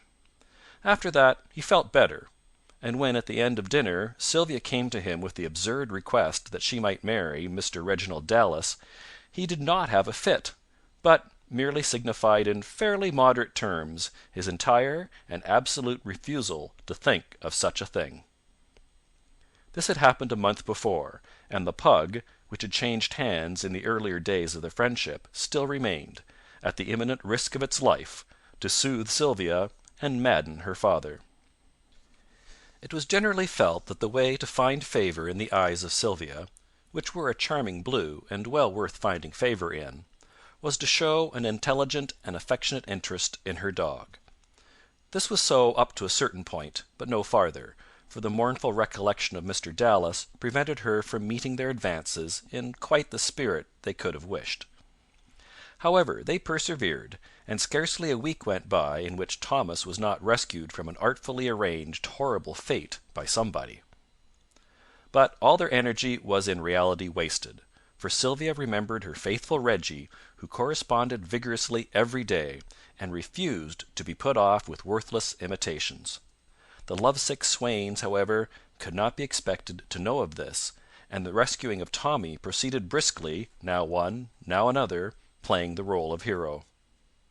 The very day after the conversation above recorded had taken place, a terrible tragedy occurred. The colonel, returning from a poor day's shooting, observed through the mist that was beginning to rise a small form busily engaged in excavating in the precious carnation bed. Slipping in a cartridge, he fired, and the skill which had deserted him during the day came back to him. There was a yelp, then silence, and Sylvia, rushing out from the house, found the luckless Thomas breathing his last on a heap of uprooted carnations. The news was not long in spreading. The cook told the postman, and the postman thoughtfully handed it on to the servants at the rest of the houses on his round. By noon it was public property, and in the afternoon, at various times from 2 to 5, 19 young men were struck, quite independently of one another, with a brilliant idea. The results of this idea were apparent on the following day. "Is this all?" asked the colonel of the servant, as she brought in a couple of letters at breakfast time. "There's a hamper for Miss Sylvia, sir." "A hamper, is there? Well, bring it in." "If you please, sir, there's several of them." "What, several? How many are there?" 19, sir," said Mary, restraining with some difficulty an inclination to giggle. "Eh, what, 19? Nonsense! Where are they?" We've put them in the coach house for the present, sir, and if you please, sir, cook says she thinks there's something alive in them." "Something alive?" "Yes, sir, and John says he thinks it's dogs, sir." The colonel uttered a sound that was almost a bark, and, followed by Sylvia, rushed to the coach house. There, sure enough, as far as the eye could reach, were the hampers, and, as they looked, a sound proceeded from one of them that was unmistakably the plaintive note of a dog that has been shut up and is getting tired of it. Instantly the other 18 hampers joined in until the whole coach house rang with the noise. The colonel subsided against a wall, and began to express himself softly in Hindustani. "Poor dears," said Sylvia, "how stuffy they must be feeling." She ran to the house and returned with a basin of water. "Poor dears," she said again, "you'll soon have something to drink." She knelt down by the nearest hamper, and cut the cord that fastened it. A pug jumped out like a jack-in-the-box, and rushed to the water. Sylvia continued her work of mercy, and by the time the colonel had recovered sufficiently to be able to express his views in English, 18 more pugs had joined their companion. "Get out, you brute!" shouted the colonel, as a dog insinuated itself between his legs. "Sylvia, put them back again this minute. You had no business to let them out. Put them back." "But I can't, papa. I can't catch them." She looked helplessly from him to the seething mass of dogs, and back again. "Where's my gun?" began the colonel. "Papa, don't! You couldn't be so cruel. They aren't doing any harm, poor things." "If I knew who sent them." "Perhaps there's something to show. Yes, here's a visiting card in this hamper." "Whose is it?" bellowed the colonel through the din. "J. Darcy Henderson, The Firs," read Sylvia at the top of her voice. "Young blackguard!" bawled the colonel. "I expect there's one in each of the hampers. Yes, here's another. W. K. Ross, The Elms." The colonel came across and began to examine the hampers with his own hand. Each hamper contained a visiting card, and each card bore the name of a neighbour. The colonel returned to the breakfast room and laid the 19 cards out in a row on the table. He said at last. "Mr. Reginald Dallas does not seem to be represented." Sylvia said nothing. "No, he seems not to be represented. I did not give him credit for so much sense." Then he dropped the subject, and breakfast proceeded in silence. A young gentleman met the colonel on his walk that morning. "Morning, Colonel," said he. "Good morning," said the colonel grimly. Colonel, I suppose Miss Reynolds got that dog all right?" "To which dog do you refer?" "It was a pug, you know. It ought to have arrived by this time." "Yes, I'm inclined to think it has. Had it any special characteristics?" "No, I don't think so. Just an ordinary pug." "Well, young man, if you will go to my coach house, you will find 19 ordinary pugs, and if you would kindly select your beast and shoot it, I should be much obliged." 19?" said the other in astonishment. "Why, are you setting up as a dog fancier in your old age, Colonel?" This was too much for the colonel. He exploded. "Old age! Confound your impudence! Dog fancier! No, sir! I have not become a dog fancier in what you are pleased to call my old age. But, while there is no law to prevent a lot of dashed young puppies like yourself, sir, like yourself, sending your confounded pup dogs to my daughter, who ought to have known better than to have let them out of their dashed hampers, I have no defence. Dog fancier, gad! Unless those dogs are removed by the time tomorrow, sir, they will go straight to the Battersea Home, where I devoutly trust they will poison them. Here are the cards of the other gentlemen who were kind enough to think that I might wish to set up for a dog fancier in my old age. Perhaps you will kindly return them to their owners, and tell them what I have just said." And he strode off, leaving the young man in a species of trance. "Sylvia," said the colonel on arriving home. "Yes, papa?" "Do you still want to marry that Dallas fellow? Now, for heaven's sake, don't start crying. Goodness knows I've been worried enough this morning without that. Please answer a plain question in a fairly sane manner. Do you, or do you not?" "Of course I do, papa." "Then you may. He's the furthest from being a fool of any of the young puppies who live about here, and he knows one end of a gun from the other. I'll write to him now." "Dear Dallas," wrote the colonel, "I find, on consideration, that you are the only sensible person in the neighbourhood. I hope you will come to lunch to-day. And if you still want to marry my daughter, you may." To which Dallas replied by return of messenger, "Thanks for both invitations. I will." An hour later he arrived in person, and the course of true love pulled itself together and began to run smooth again. End of chapter 16.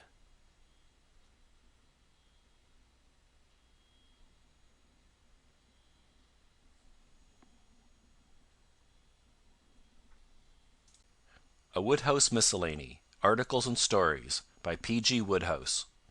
Chapter 17. A story titled Tom, Dick, and Harry. This story will interest and amuse all cricketers, and while from the male point of view it may serve as a good illustration of the fickleness of women and the impossibility of forecasting what course she will take, the fair sex will find in it an equally shining proof of the colossal vanity of man. "It's like this." Tom Ellison sat down on the bed and paused. "Whack it out," said Dick Henley encouragingly. "We're all friends here, and the password's Portland. What's the matter?" "I hate talking to a man when he's shaving. I don't want to have you cutting your head off." "Don't worry about me. This is a safety razor. And anyhow, what's the excitement? Going to make my flesh creep?" Tom Ellison kicked uncomfortably at the chair he was trying to balance on one leg.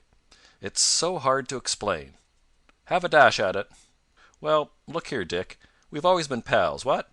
"Of course we have. We went to the Empire last boat race night together, and got chucked out simultaneously. In fact, we've always been pals, what?" "Of course we have."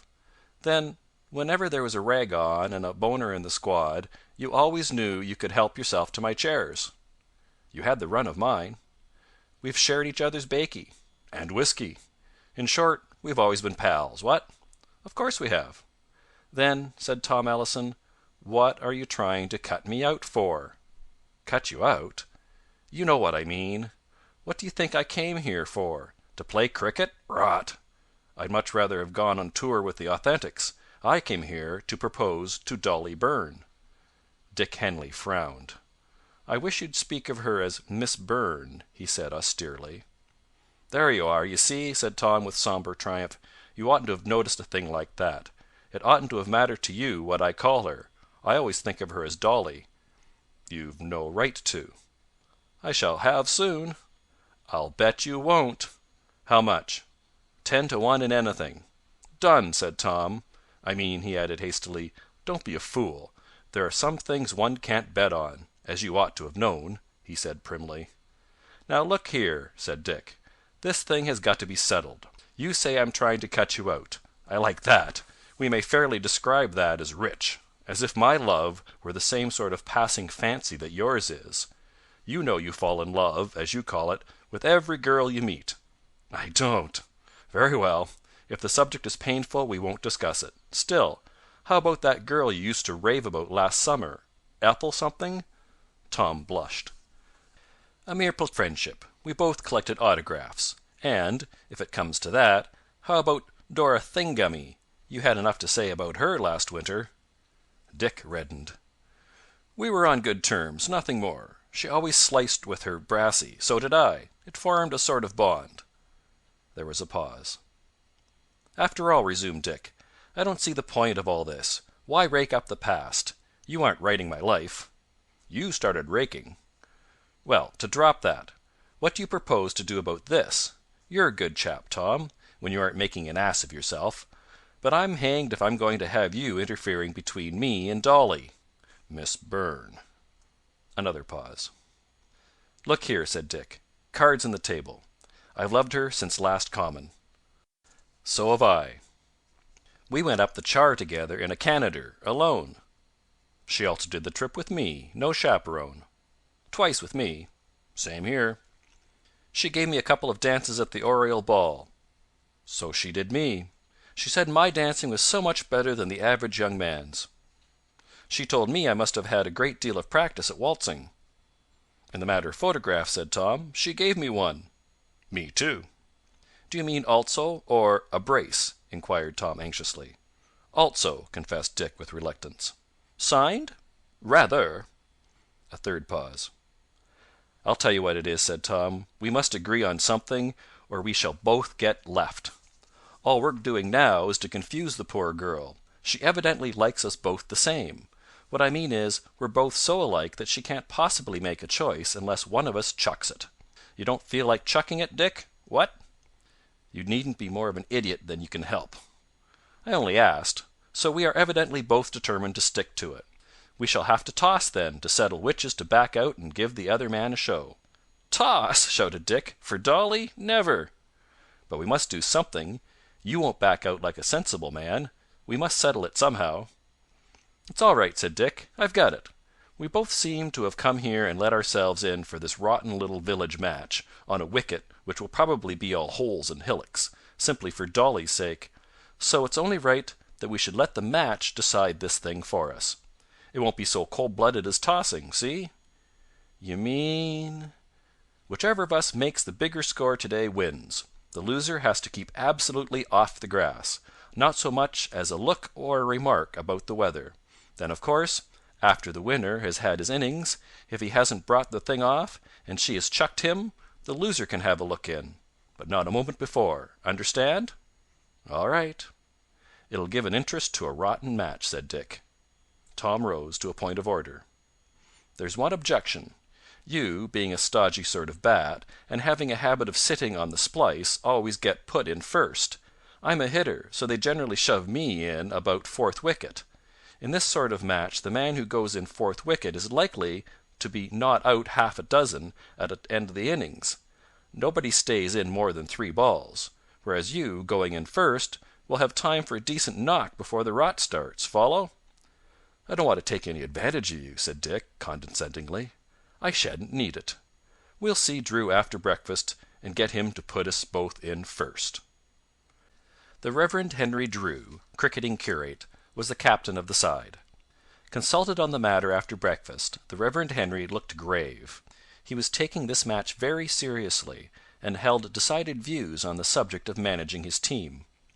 The point is, my dear Ellison, he said, that I want the bowling broken a bit before you go in. Then your free, aggressive style would have a better chance. I was thinking of putting you in fourth wicket. Would not that suit you? I thought so. Tell him, Dick. Look here, Drew, said Dick. You'll regard what I'm going to say as said under seal of the confessional and that sort of thing, won't you? I shall, of course, respect any confidence you impart to me, my dear Henley. What is this dreadful secret? Dick explained. So you see, he concluded, it's absolutely necessary that we should start fair. The Reverend Henry looked as disturbed as if he had suddenly detected symptoms of Pelagianism in a member of his Sunday school class. Is such a contest quite... is it not a little, he said. Not at all, said Dick, hastening to justify himself and friend. We must settle the thing somehow, and neither of us will back out. If we didn't do this, we should have to toss. Heaven forbid, said the curate, shocked. Well, is it a deal? Will you put us in first? Very well. Thanks, said Tom. Good of you, said Dick. Don't mention it, said Harry. There are 2 sorts of country cricket.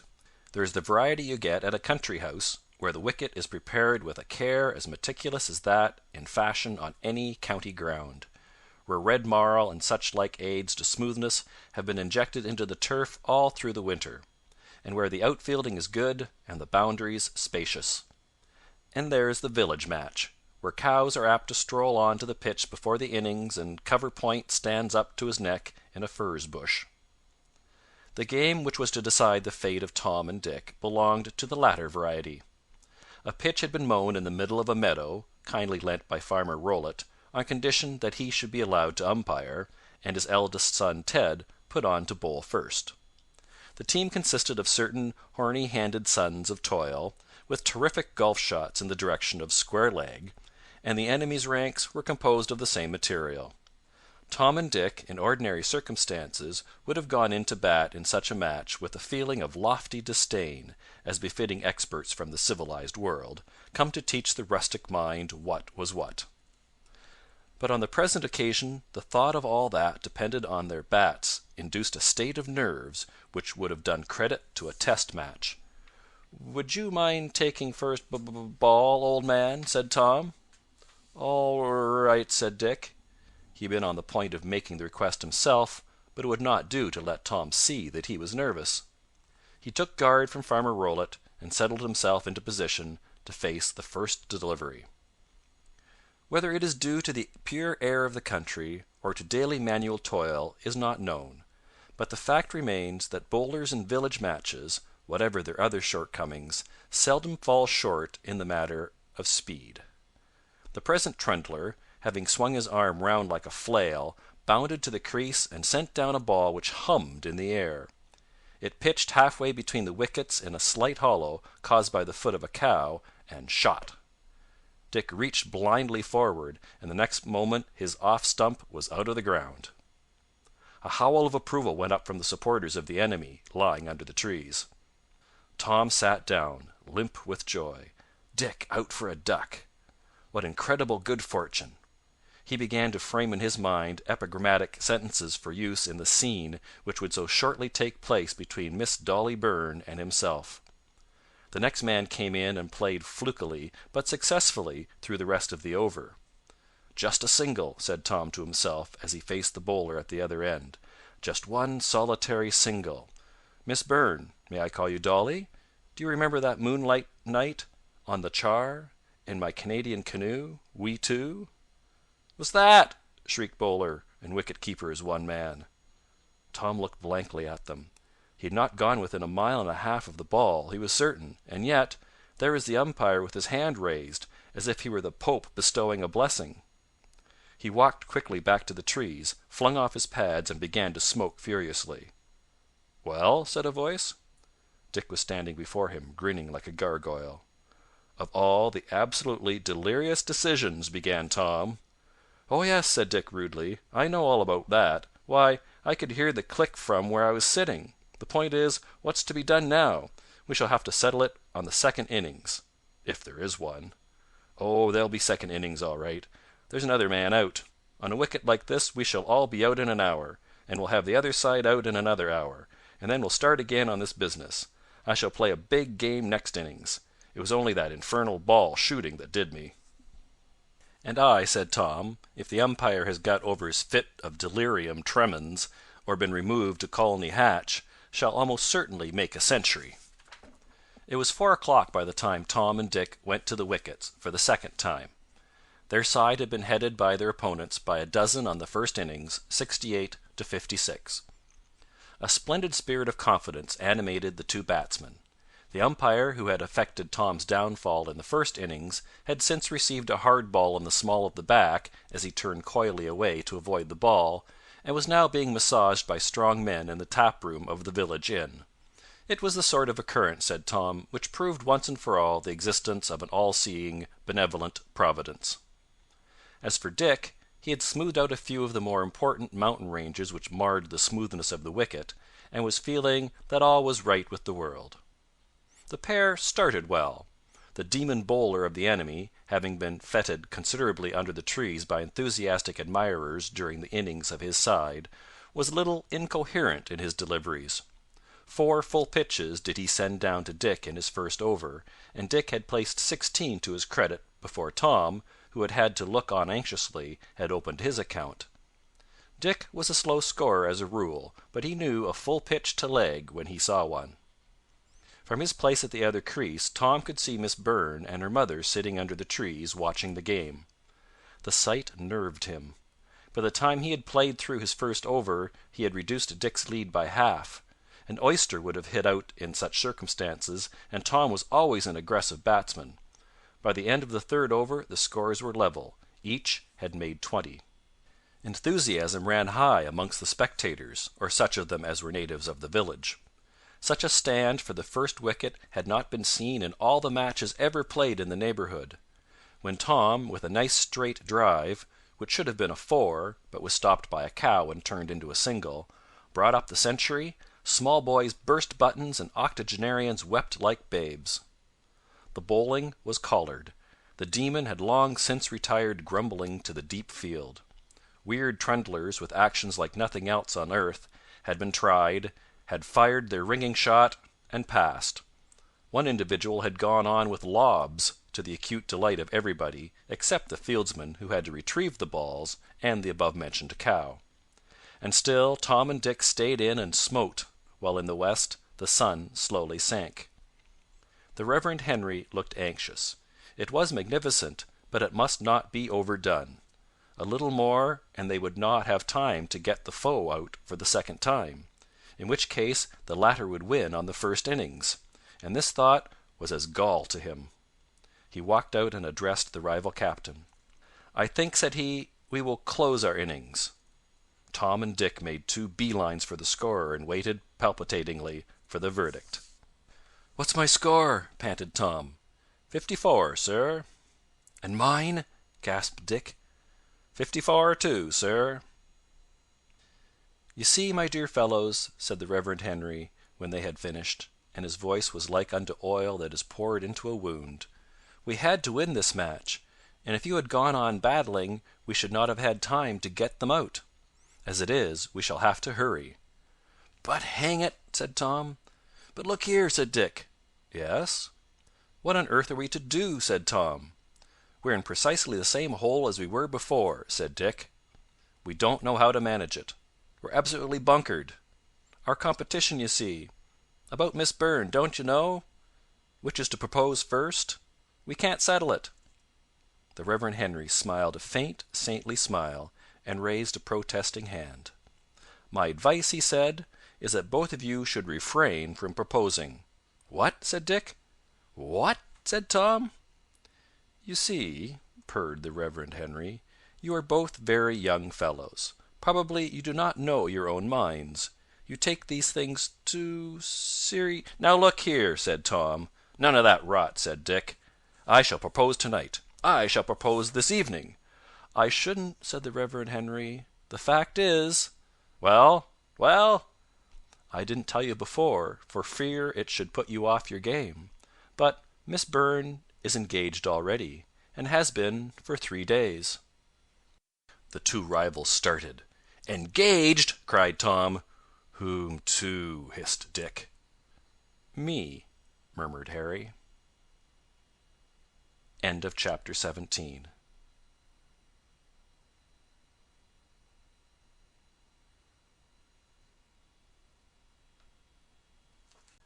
A Wodehouse Miscellany, Articles and Stories, by P.G. Wodehouse. Chapter 18. A story titled Jeeves Takes Charge. Now, touching this business of old Jeeves, my man, you know, how do we stand? Lots of people think I'm much too dependent on him. My Aunt Agatha, in fact, has even gone so far as to call him my keeper.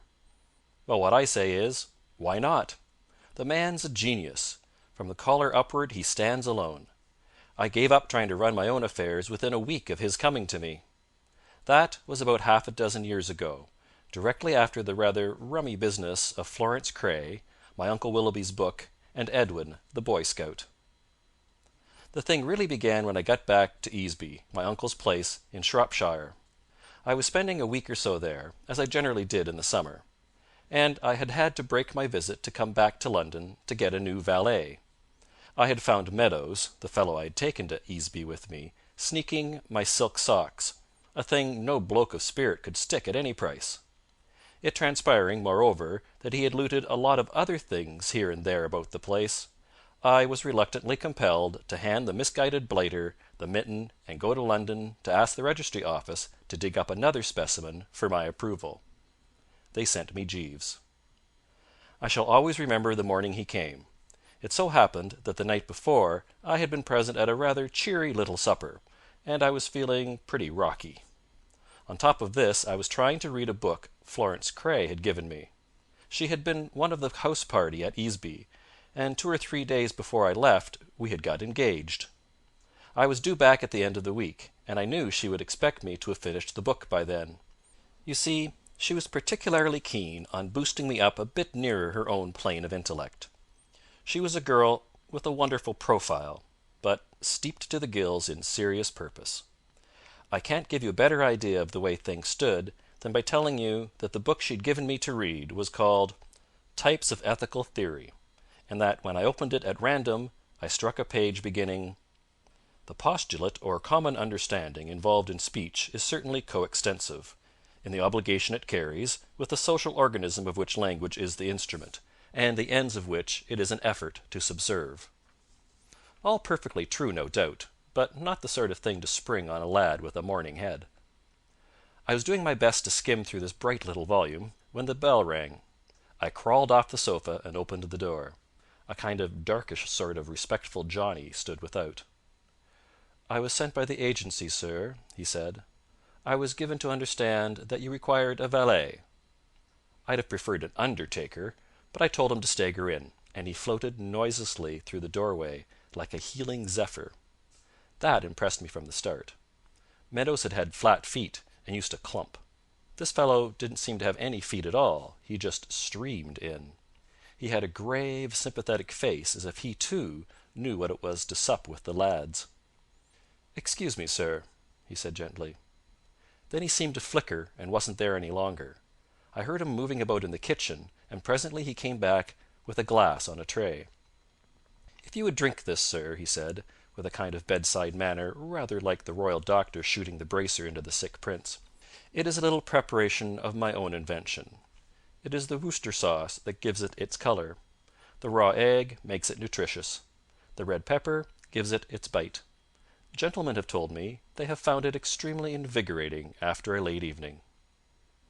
I would have clutched at anything that looked like a lifeline that morning. I swallowed the stuff. For a moment I felt as if somebody had touched off a bomb inside the old bean and was strolling down my throat with a lighted torch. And then everything seemed suddenly to get all right. The sun shone in through the window, birds twittered in the tree tops, and, generally speaking, hope dawned once more. "You're engaged," I said, as soon as I could say anything.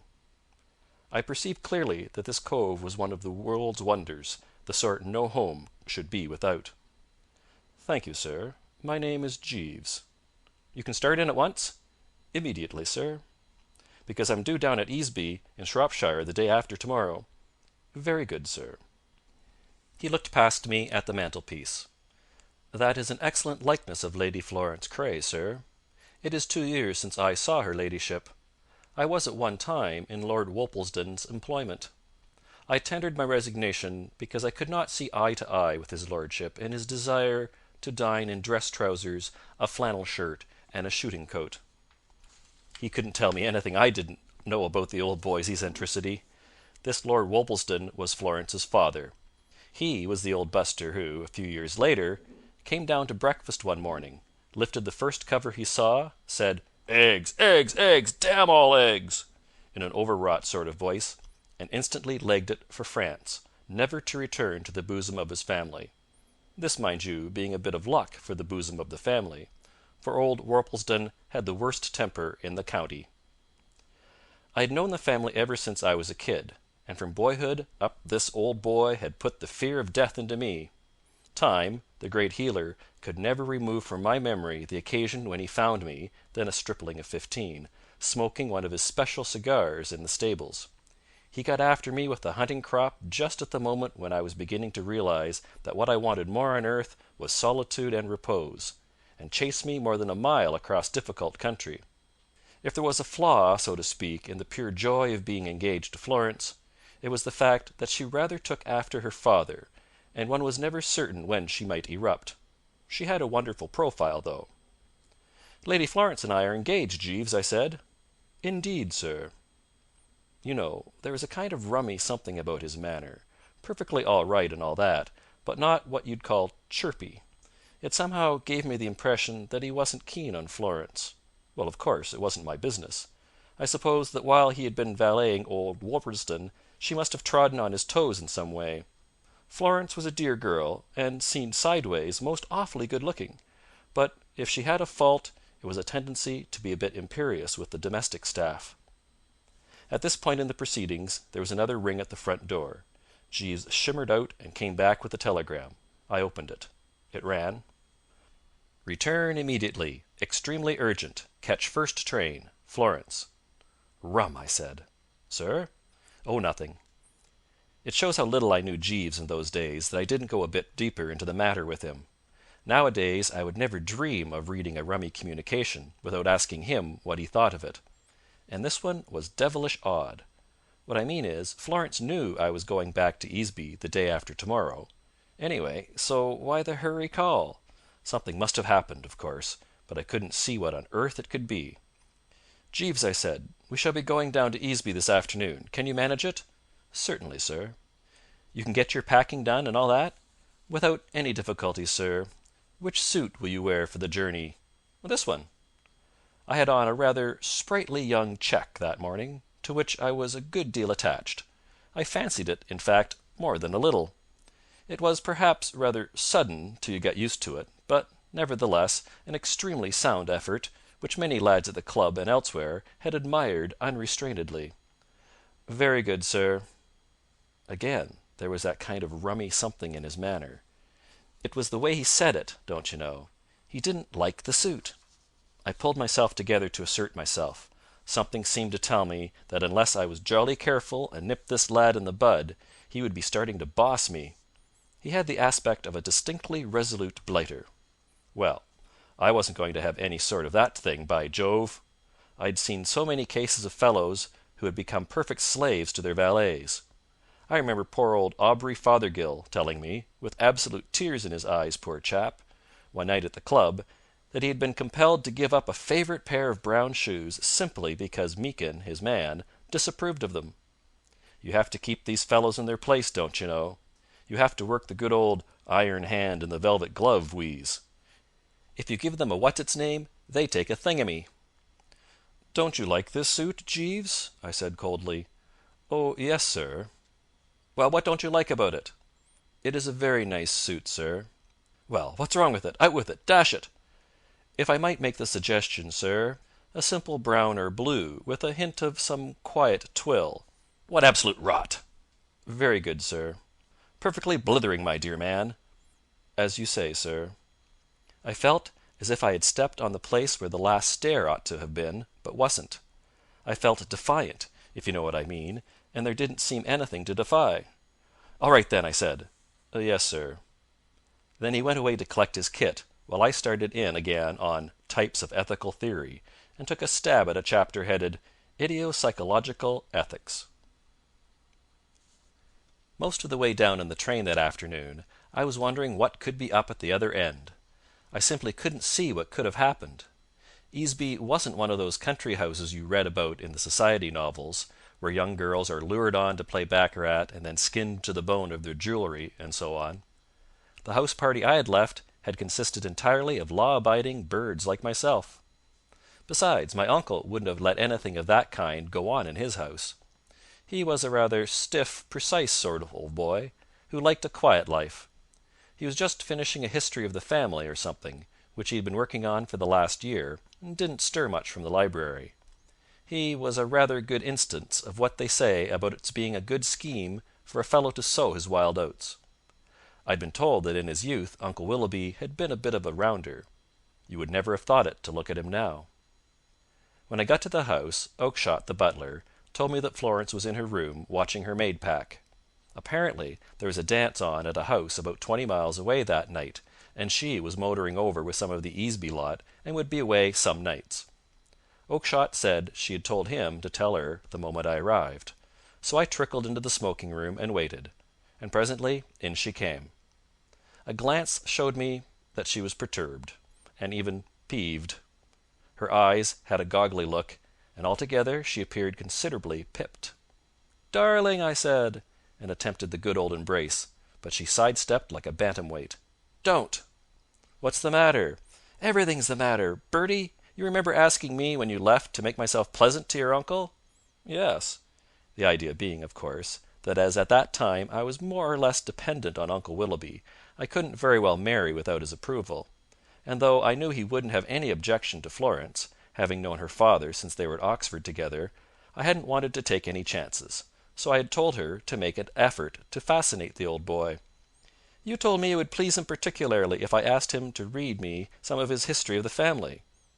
"Wasn't he pleased?" "He was delighted. He finished writing the thing yesterday afternoon, and read me nearly all of it last night. I have never had such a shock in my life. The book is an outrage. It is impossible. It is horrible. But dash it, the family weren't as bad as that." It is not a history of the family at all. Your uncle has written his reminiscences. He calls them Recollection of a Long Life." I began to understand. As I say, Uncle Willoughby had been somewhat on the Tabasco side as a young man, and it began to look as if he might have turned out something pretty fruity if he had started recollecting his long life. "If half of what he has written is true," said Florence, "your uncle's youth must have been perfectly appalling. The moment we began to read, he plunged straight into a most scandalous story of how he and my father were thrown out of a music hall in 1887. "Why?" "I decline to tell you why." "It must have been something pretty bad. It took a lot to make them chuck people out of music halls in 1887. "Your uncle specifically states that father had drunk a quart and a half of champagne before beginning the evening," she went on. "The book is full of stories like that. There's a dreadful one about Lord Emsworth." "Lord Emsworth? Not the one we know. Not the one at Blandings?" "A most respectable old Johnny, don't you know. Doesn't do a thing nowadays but dig in the garden with the spud." "The very same. That is what makes the book so unspeakable. It is full of stories about people one knows who are the essence of propriety today, but who seem to have behaved, when they were in London, in the 80s, in a manner that would not have been tolerated in the forecastle of a whaler. Your uncle seems to remember everything disgraceful that happened to anybody when he was in his early 20s. There's a story about Sir Stanley Gervase at Rosherville Gardens, which is ghastly in its perfection of detail. It seems that Sir Stanley— Oh, but I can't tell you." "Have a dash." "No." "Oh, well, I shouldn't worry. No publisher will print the book if it's as bad as all that." "On the contrary, your uncle told me that all the negotiations are settled with Riggs and Ballinger, and he's sending off the manuscript tomorrow for immediate publication. They make a special thing of that sort of book. They published Lady Carnaby's Memories of 80 Interesting Years." "I read 'em." "Well, then, when I tell you that Lady Carnaby's memories are simply not to be compared with your uncle's recollections, you will understand my state of mind. And father appears in nearly every story in the book. I'm horrified at the things he did when he was a young man." "Well, what's to be done?" "The manuscript must be intercepted before it reaches Riggs and Ballinger, and destroyed." I sat up. This sounded rather sporting. "How are you going to do it?" I inquired. "How can I do it? Didn't I tell you the parcel goes off tomorrow? I am going to the Murgatroyd's dance tonight, and shall not be back till Monday. You must do it. That is why I telegraphed to you." "What?" She gave me a look. "Do you mean to say you refuse to help me, Bertie?" "No, but I say—" "It's quite simple." "But even if what I mean is, of course anything I can do, but if you know what I mean—" "You say you want to marry me, Bertie?" "Well, yes, of course, but still—" For a moment she looked exactly like her old father. "I will never marry you if those recollections are published." "But Florence, old thing—" "I mean it. You may look on it as a test, Bertie. If you have the resource and courage to carry this thing through, I will take it as evidence that you are not the vapid and shiftless person most people think you. If you fail, I shall know that your Aunt Agatha was right when she called you a spineless invertebrate, and advised me strongly not to marry you. It will be perfectly simple for you to intercept the manuscript, Bertie. It only requires a little resolution." "But suppose Uncle Willoughby catches me at it? He'd cut me off with a bob." "If you care more for your uncle's money than for me—" "No, rather not." "Very well, then. The parcel containing the manuscript will, of course, be placed on the hall table tomorrow for Oakshott to take to the village with the letters. All you have to do is to take it away and destroy it. Then your uncle will think it has been lost in the post." It sounded thin to me. "Hasn't he got a copy of it?" "No, it has not been typed. He is sending the manuscript just as he wrote it." "But he could write it over again." "As if he'd have the energy!" "But—" "If you're going to do nothing but make absurd objections, Bertie—" "I was only pointing things out." "Well, don't. Once and for all, will you do me this quite simple act of kindness?" The way she put it gave me an idea.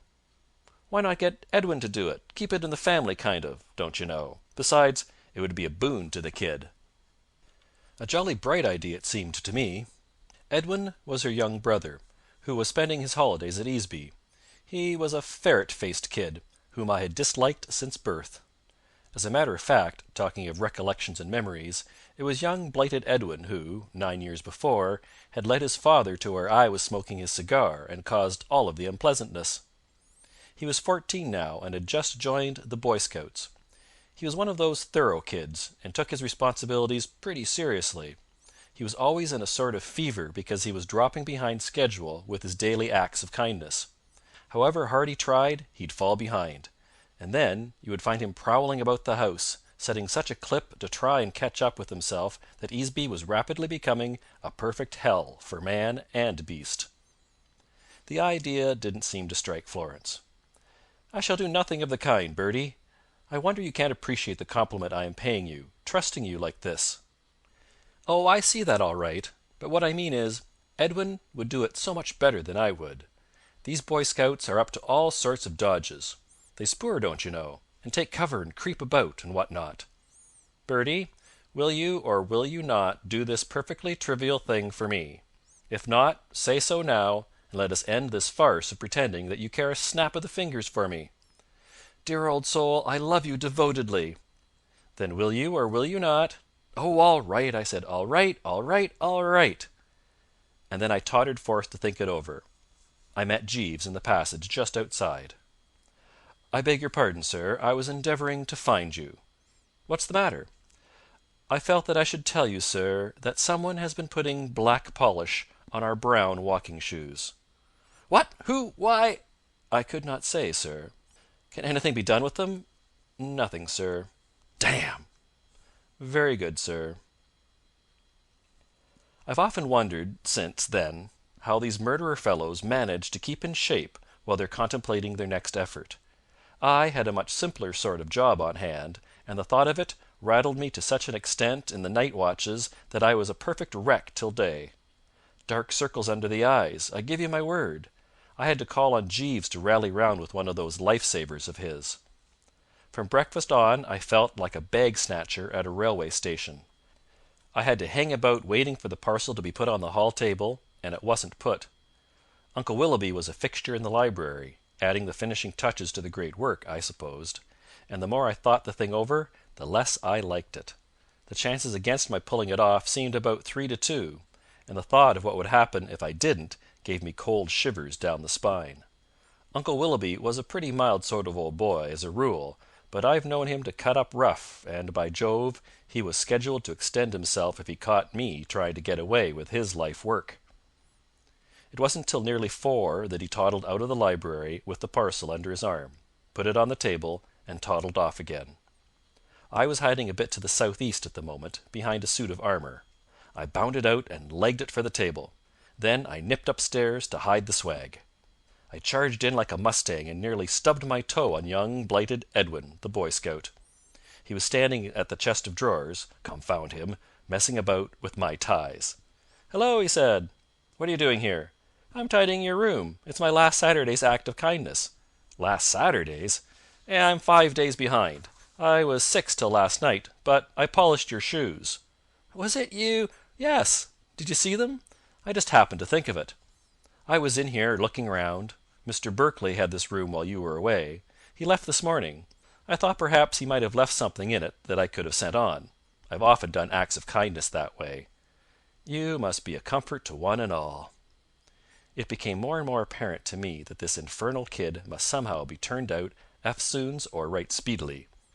I had hidden the parcel behind my back, and I didn't think he had seen it, but I wanted to get at that chest of drawers quick, before anyone else came along. "I shouldn't bother about tidying the room," I said.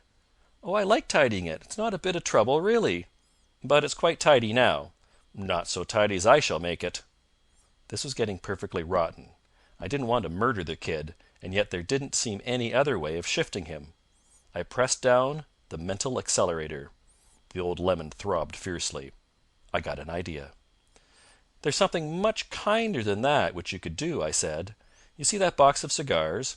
Take it down to the smoking room and snip off the ends for me. That would save me no end of trouble. Stagger along, laddie." He seemed a bit doubtful, but he staggered. I shoved the parcel into a drawer, locked it, trousered the key, and felt better. I might be a chump, but dash it, I could out-general a mere kid with a face like a ferret. I went downstairs again. Just as I was passing the smoking-room door, out curveted Edwin. It seemed to me that if he wanted to do a real act of kindness, he would commit suicide. "I'm snipping them," he said. Snip on, snip on. Do you like them snipped much or only a bit? Medium. All right, I'll be getting on then. I should. And we parted. Fellows who know all about that sort of thing, detectives and so on, will tell you that the most difficult thing in the world is to get rid of the body. I remember as a kid having to learn by heart a poem about a bird by the name of Eugene Aram, who had the deuce of a job in this respect. All I can recall of the actual poetry is the bit that goes, tum tum tum tum tum tum tum, I slew him tum tum tum. But I recollect that the poor blighter spent much of his valuable time dumping the corpse into ponds and burying it and what not, only to have it pop out at him again. It was about an hour after I had shoved the parcel into the drawer when I realized that I'd let myself in for just the same sort of thing. Florence had talked in an airy sort of way about destroying the manuscript. But when one came down to it, how the deuce can a chap destroy a great chunky mass of paper in somebody else's house in the middle of summer? I couldn't ask to have a fire in my bedroom, with a thermometer in the 80s, and if I didn't burn the thing, how else could I get rid of it? Fellows on the battlefield eat dispatches to keep them from falling into the hands of the enemy, but it would have taken me a year to eat Uncle Willoughby's recollections. I'm bound to say the problem absolutely baffled me. The only thing seemed to be to leave the parcel in the drawer and hope for the best. I don't know whether you have ever experienced it, but it's a dashed unpleasant thing having a crime on one's conscience. Towards the end of the day the mere sight of the drawer began to depress me. I found myself getting all on edge, and once when Uncle Willoughby trickled silently into the smoking room when I was alone there, and spoke to me before I knew he was there, I broke the record for the sitting high jump. I was wondering all the time when Uncle Willoughby would sit up and take notice. I didn't think he would have time to suspect that anything had gone wrong till Saturday morning, when he would be expecting, of course, to get the acknowledgment of the manuscript from the publishers. But early on Friday evening he came out of the library as I was passing, and asked me to step in. He was looking considerably rattled. "Bertie," he said, he always spoke in a precise sort of pompous kind of way, "an exceedingly disturbing thing has happened. As you know, I dispatched the manuscript of my book to Messrs. Rigg and Ballinger, the publishers, yesterday afternoon. It should have reached them by the first post this morning. Why I should have been uneasy I cannot say, but my mind was not altogether at rest respecting the safety of the parcel. I therefore telephoned to Messrs. Rigg and Ballinger a few moments back to make inquiries. To my consternation, they informed me that they were not yet in receipt of my manuscript." "Very rum." I recollect distinctly placing it myself on the hall table in good time to be taken to the village. But here is a sinister thing. I have spoken to Oakshott, who took the rest of the letters to the post office, and he cannot recall seeing it there. He is indeed unswerving in his assertions that when he went to the hall to collect the letters there was no parcel among them. Sounds funny. Bertie, shall I tell you what I suspect? What's that? The suspicion will no doubt sound to you incredible, but it alone seems to fit the facts as we know them. I incline to the belief that the parcel has been stolen. Oh, I say, surely not. Wait, hear me out. Though I have said nothing to you before, or to anyone else, concerning the matter, the fact remains that during the past few weeks a number of objects, some valuable, others not, have disappeared in this house. The conclusion to which one is irresistibly impelled is that we have a kleptomaniac in our midst. It is a peculiarity of kleptomania, as you are no doubt aware, that the subject is unable to differentiate between the intrinsic values of objects. He will purloin an old coat as readily as a diamond ring, or a tobacco pipe costing but a few shillings with the same eagerness as a purse of gold. The fact that this manuscript of mine could be of no possible value to any outside person convinces me that... But, uncle, one moment. I know all about those things that were stolen. It was Meadows, my man, who pinched them. I caught him snaffling my silk socks. Right in the act, by Jove. He was tremendously impressed. You amaze me, Bertie. Send for the man at once and question him. But he isn't here. You see, directly I found that he was a sock sneaker, I gave him the boot. That's why I went to London, to get a new man. Then, if the man Meadows is no longer in the house, it could not be he who purloined my manuscript. The whole thing is inexplicable. After which we brooded for a bit.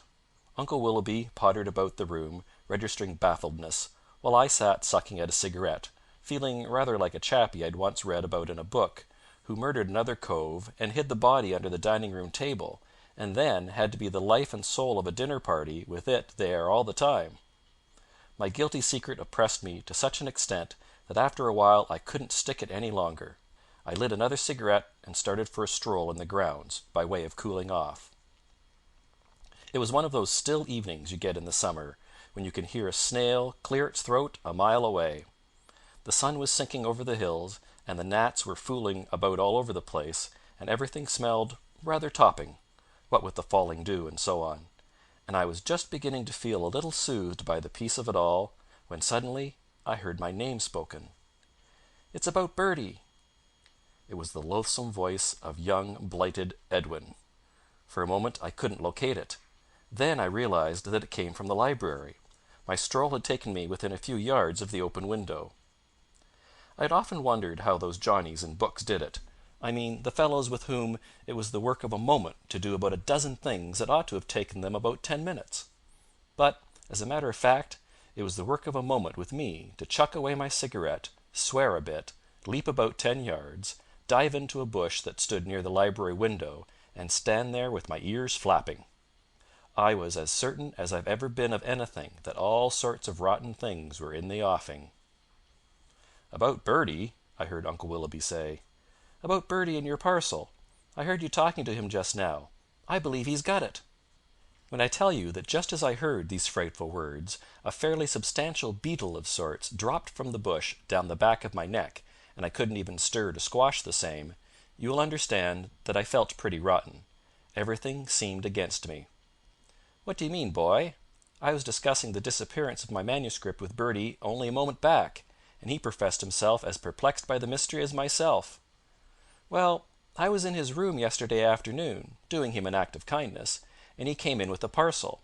I could see it, though he tried to keep it behind his back. And then he asked me to go to the smoking room and snip some cigars for him. And about 2 minutes afterwards he came down, and he wasn't carrying anything. So it must be in his room." I understand they deliberately teach these dashed Boy Scouts to cultivate their powers of observation and deduction and what not. Devilish thoughtless and inconsiderate of them, I call it. Look at the trouble it causes. "It sounds incredible," said Uncle Willoughby, thereby bucking me up a trifle. "Shall I go and look in his room?" asked young blighted Edwin. "I'm sure the parcel's there." "But what could be his motive for perpetrating this extraordinary theft?" "Perhaps he's what you said just now." "A kleptomaniac? Impossible!"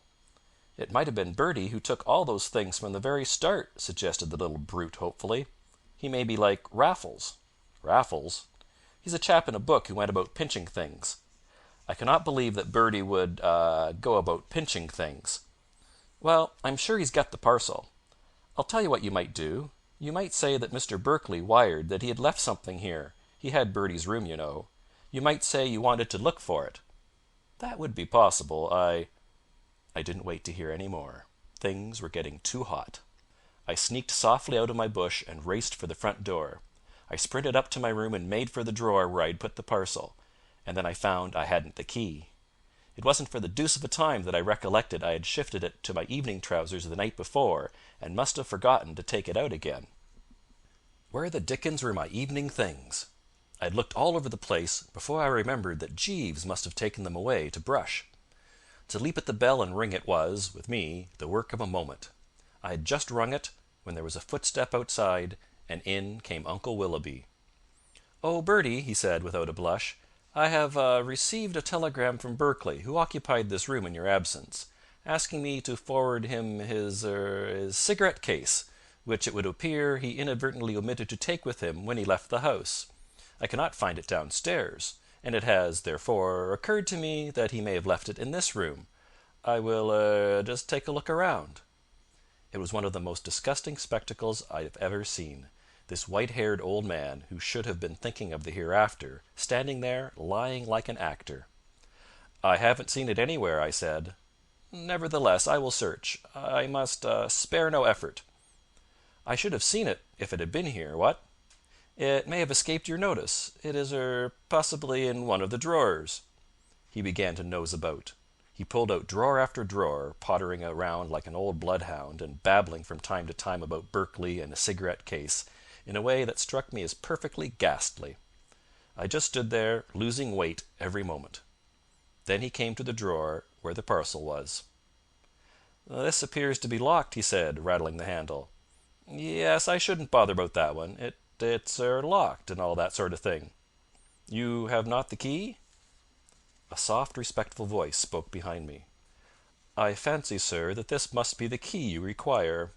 It was in the pocket of your evening trousers." It was Jeeves.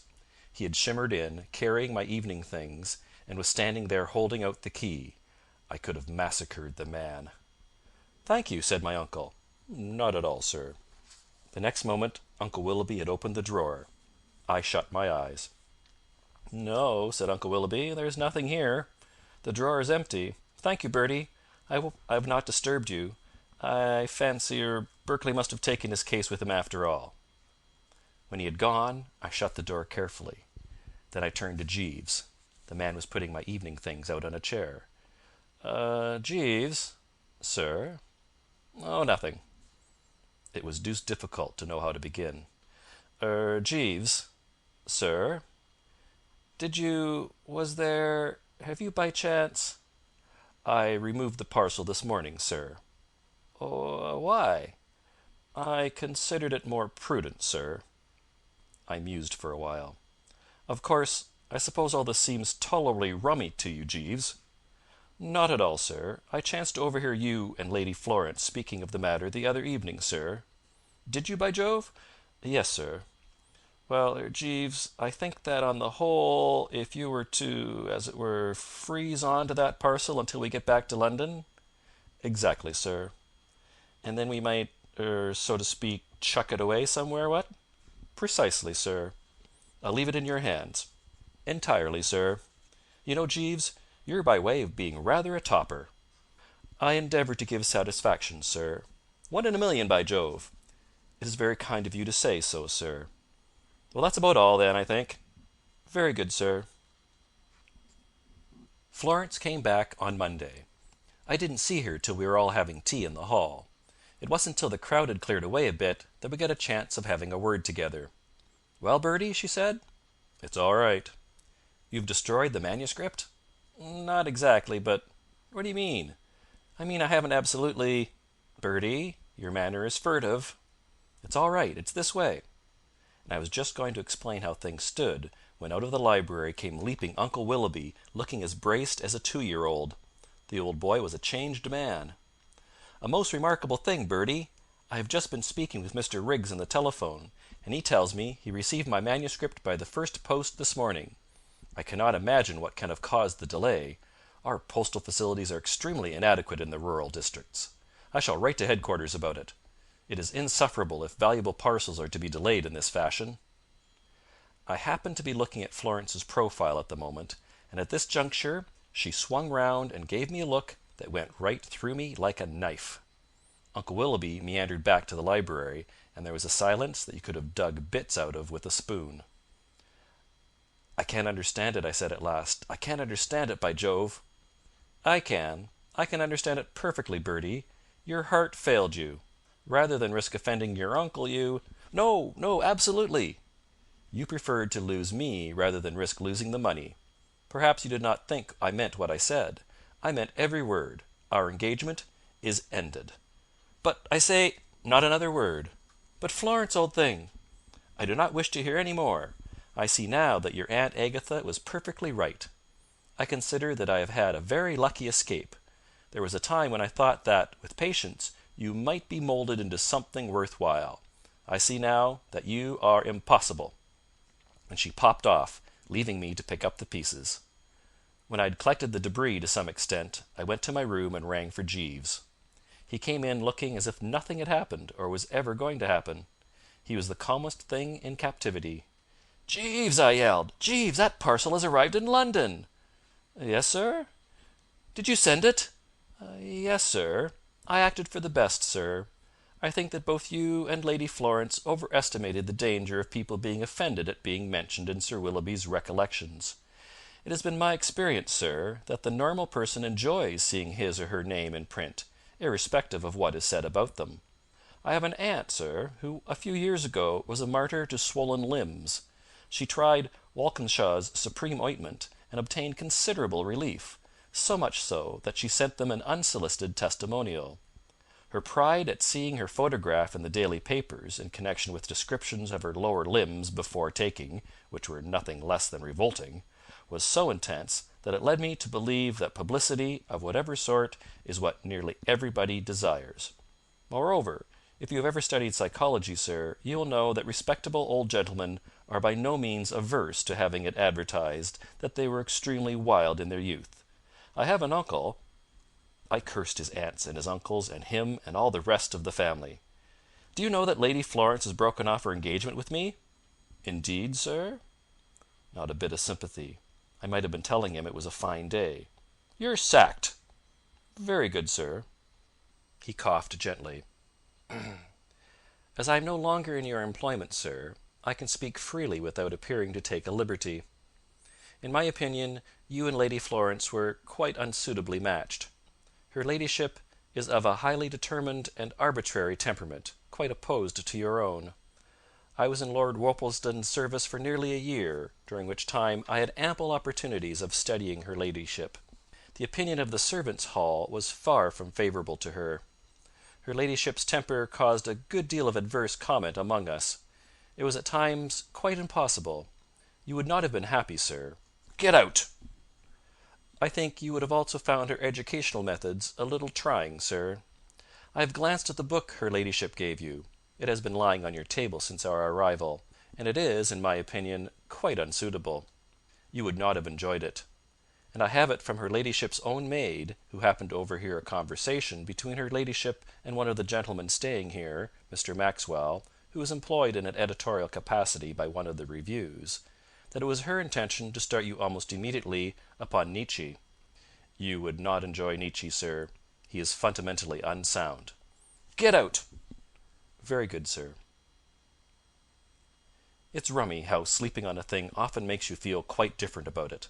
It's happened to me over and over again. Somehow or other, when I woke next morning, the old heart didn't feel half so broken as it had done. It was a perfectly topping day, and there was something about the way the sun came in at the window and the row the birds were kicking up at the ivy that made me half wonder whether Jeeves wasn't right. After all, though she had a wonderful profile, was it such a catch being engaged to Florence Craye as the casual observer might imagine? Wasn't there something in what Jeeves had said about her character? I began to realize that my ideal wife was something quite different, something a lot more clinging and drooping and prattling and what not. I'd got as far as this in thinking the thing out when that Types of Ethical Theory caught my eye. I opened it, and I give you my honest word this was what hit me. Of the two antithetic terms in the Greek philosophy, one only was real and self-subsisting, and that one was ideal thought, as opposed to that which it has to penetrate and mould. The other, corresponding to our nature, was in itself phenomenal, unreal, without any permanent footing, having no predicates that held true for 2 moments together, in short, redeemed from negation only by including indwelling realities appearing through. Well, I mean to say, what? And Nietzsche, from all accounts, a lot worse than that. "Jeeves," I said, when he came in with my morning tea, "I've been thinking it over. You're engaged again." "Thank you, sir." I sucked down a cheerful mouthful. A great respect for this bloke's judgment began to soak through me. "Oh, Jeeves," I said, "about that check suit." "Yes, sir." "Is it really a frost?" "A trifle too bizarre, sir, in my opinion." "But lots of fellows have asked me who my tailor is." "Doubtless in order to avoid him, sir." "He's supposed to be one of the best men in London." "I am saying nothing against his moral character, sir." I hesitated a bit. I had a feeling that I was passing into this chappie's clutches, and that if I gave in now I should become just like poor old Aubrey Fothergill, unable to call my soul my own. On the other hand, this was obviously a cove of rare intelligence, and it would be a comfort in a lot of ways to have him doing the thinking for me. I made up my mind. "All right, Jeeves," I said. "You know, Give the bally thing away to somebody." He looked down at me like a father gazing tenderly at the wayward child. "Thank you, sir. I gave it to the under gardener last night. A little more tea, sir?" End of chapter 18.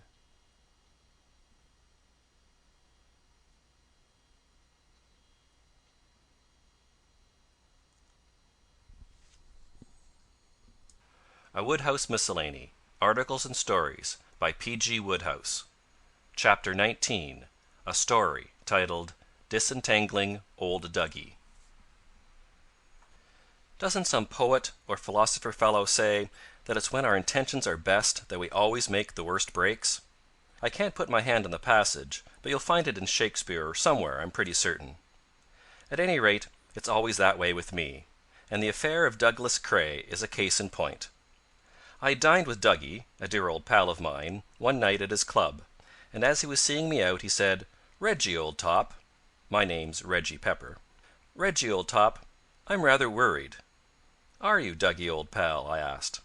"Yes, Reggie, old fellow," he said, "I am. It's like this. The Booles have asked me down to their place for the week end, and I don't know whether to go or not. You see, they have early breakfast, and besides that, there's a frightful risk of music after dinner. On the other hand, young Roderick Boole thinks he can play piquet." "I should go," I said, "but I'm not sure Roderick's going to be there this time." It was a problem, and I didn't wonder poor old Doug had looked pale and tired at dinner. Then I had the idea which really started all the trouble. "Why don't you consult a palmist?" I said. "That sounds a good idea," said Dougie. "Go and see Dorothy in 42nd Street. She's a wonder.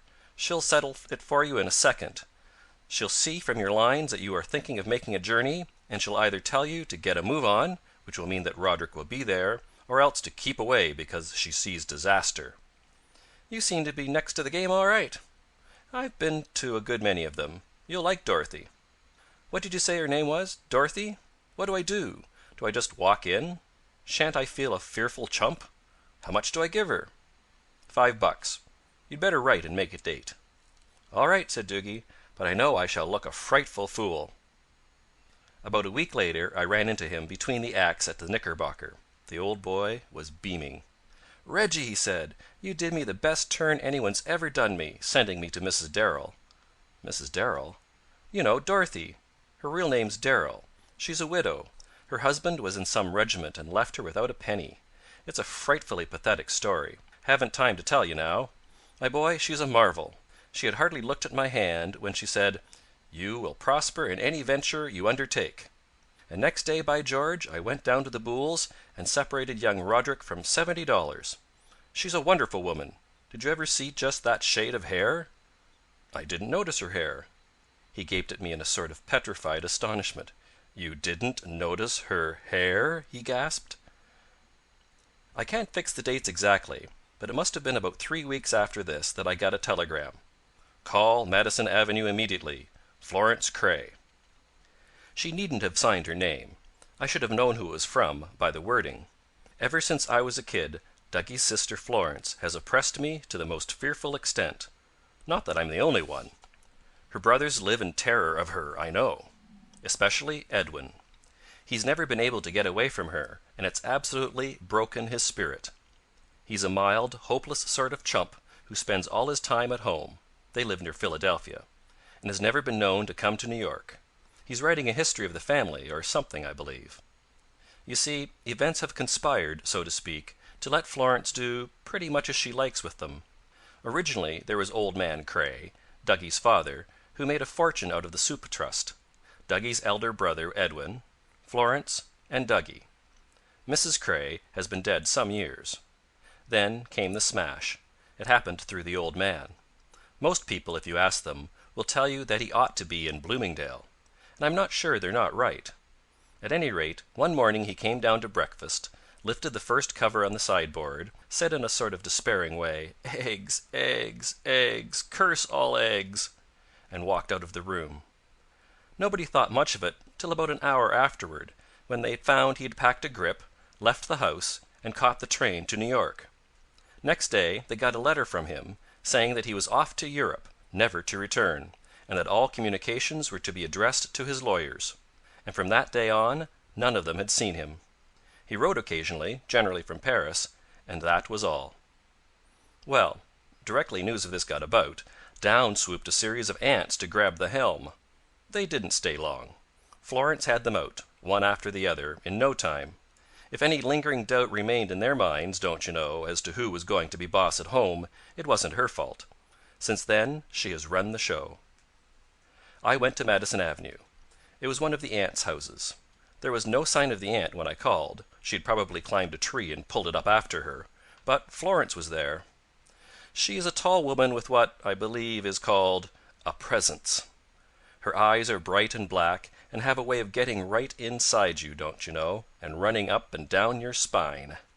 She has a deep voice. She is about 10 years older than Dougie's brother Edwin, who is 6 years older than Dougie. "Good afternoon," she said. "Sit down." I poured myself into a chair. "Reginald," she said, "what is this I hear about Douglas?" I said I didn't know. "He says that you introduced him." "Eh?" "To this woman, this Mrs. Darrell." "Mrs. Darrell?" My memory's pretty rocky, and the name conveyed nothing to me. She pulled out a letter. "Yes," she said, "Mrs. Dorothy Darrell." "Great Scott! Dorothy!" Her eyes resumed their spine drill. "Who is she?" "Only a palmist." "Only a palmist?" Her voice absolutely boomed. "Well, my brother Douglas is engaged to be married to her." "Many happy returns of the day," I said. I don't know why I said it. It wasn't what I meant to say. I'm not sure I meant to say anything. She glared at me. By this time I was pure jelly. I simply flowed about the chair. "You are facetious, Reginald," she said. "No, no, no!" I shouted. "It slipped out. I wouldn't be facetious for worlds." "I'm glad. It is no laughing matter. Have you any suggestions?" "Suggestions?" "You don't imagine it can be allowed to go on? The engagement must be broken, of course, but how?" "Why don't you tell him he mustn't?" "I shall naturally express my strong disapproval, but it may not be effective. When out of the reach of my personal influence, my wretched brother is self-willed to a degree." I saw what she meant. Good old Dougie wasn't going to have those eyes patrolling his spine if he knew it. He meant to keep away and conduct this business by letter. There's going to be no personal interview with sister, if he had to dodge about America like a snipe. We sat for a long time without speaking. Then I became rather subtle. I had a brain wave and saw my way to making things right for Doug and at the same time squaring myself with Florence. After all, I thought, the old boy couldn't keep away from home for the rest of his life.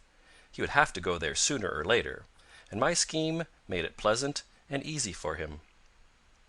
"I'll tell you what I should do if I were you," I said.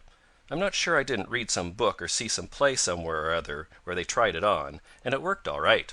Fellow got engaged to a girl and the family didn't like it, but instead of kicking, they pretended to be tickled to pieces, and had the fellow and the girl down to visit them, and then, after the fellow had seen the girl with the home circle as a background, don't you know, he came to the conclusion that it wouldn't do, and broke off the engagement."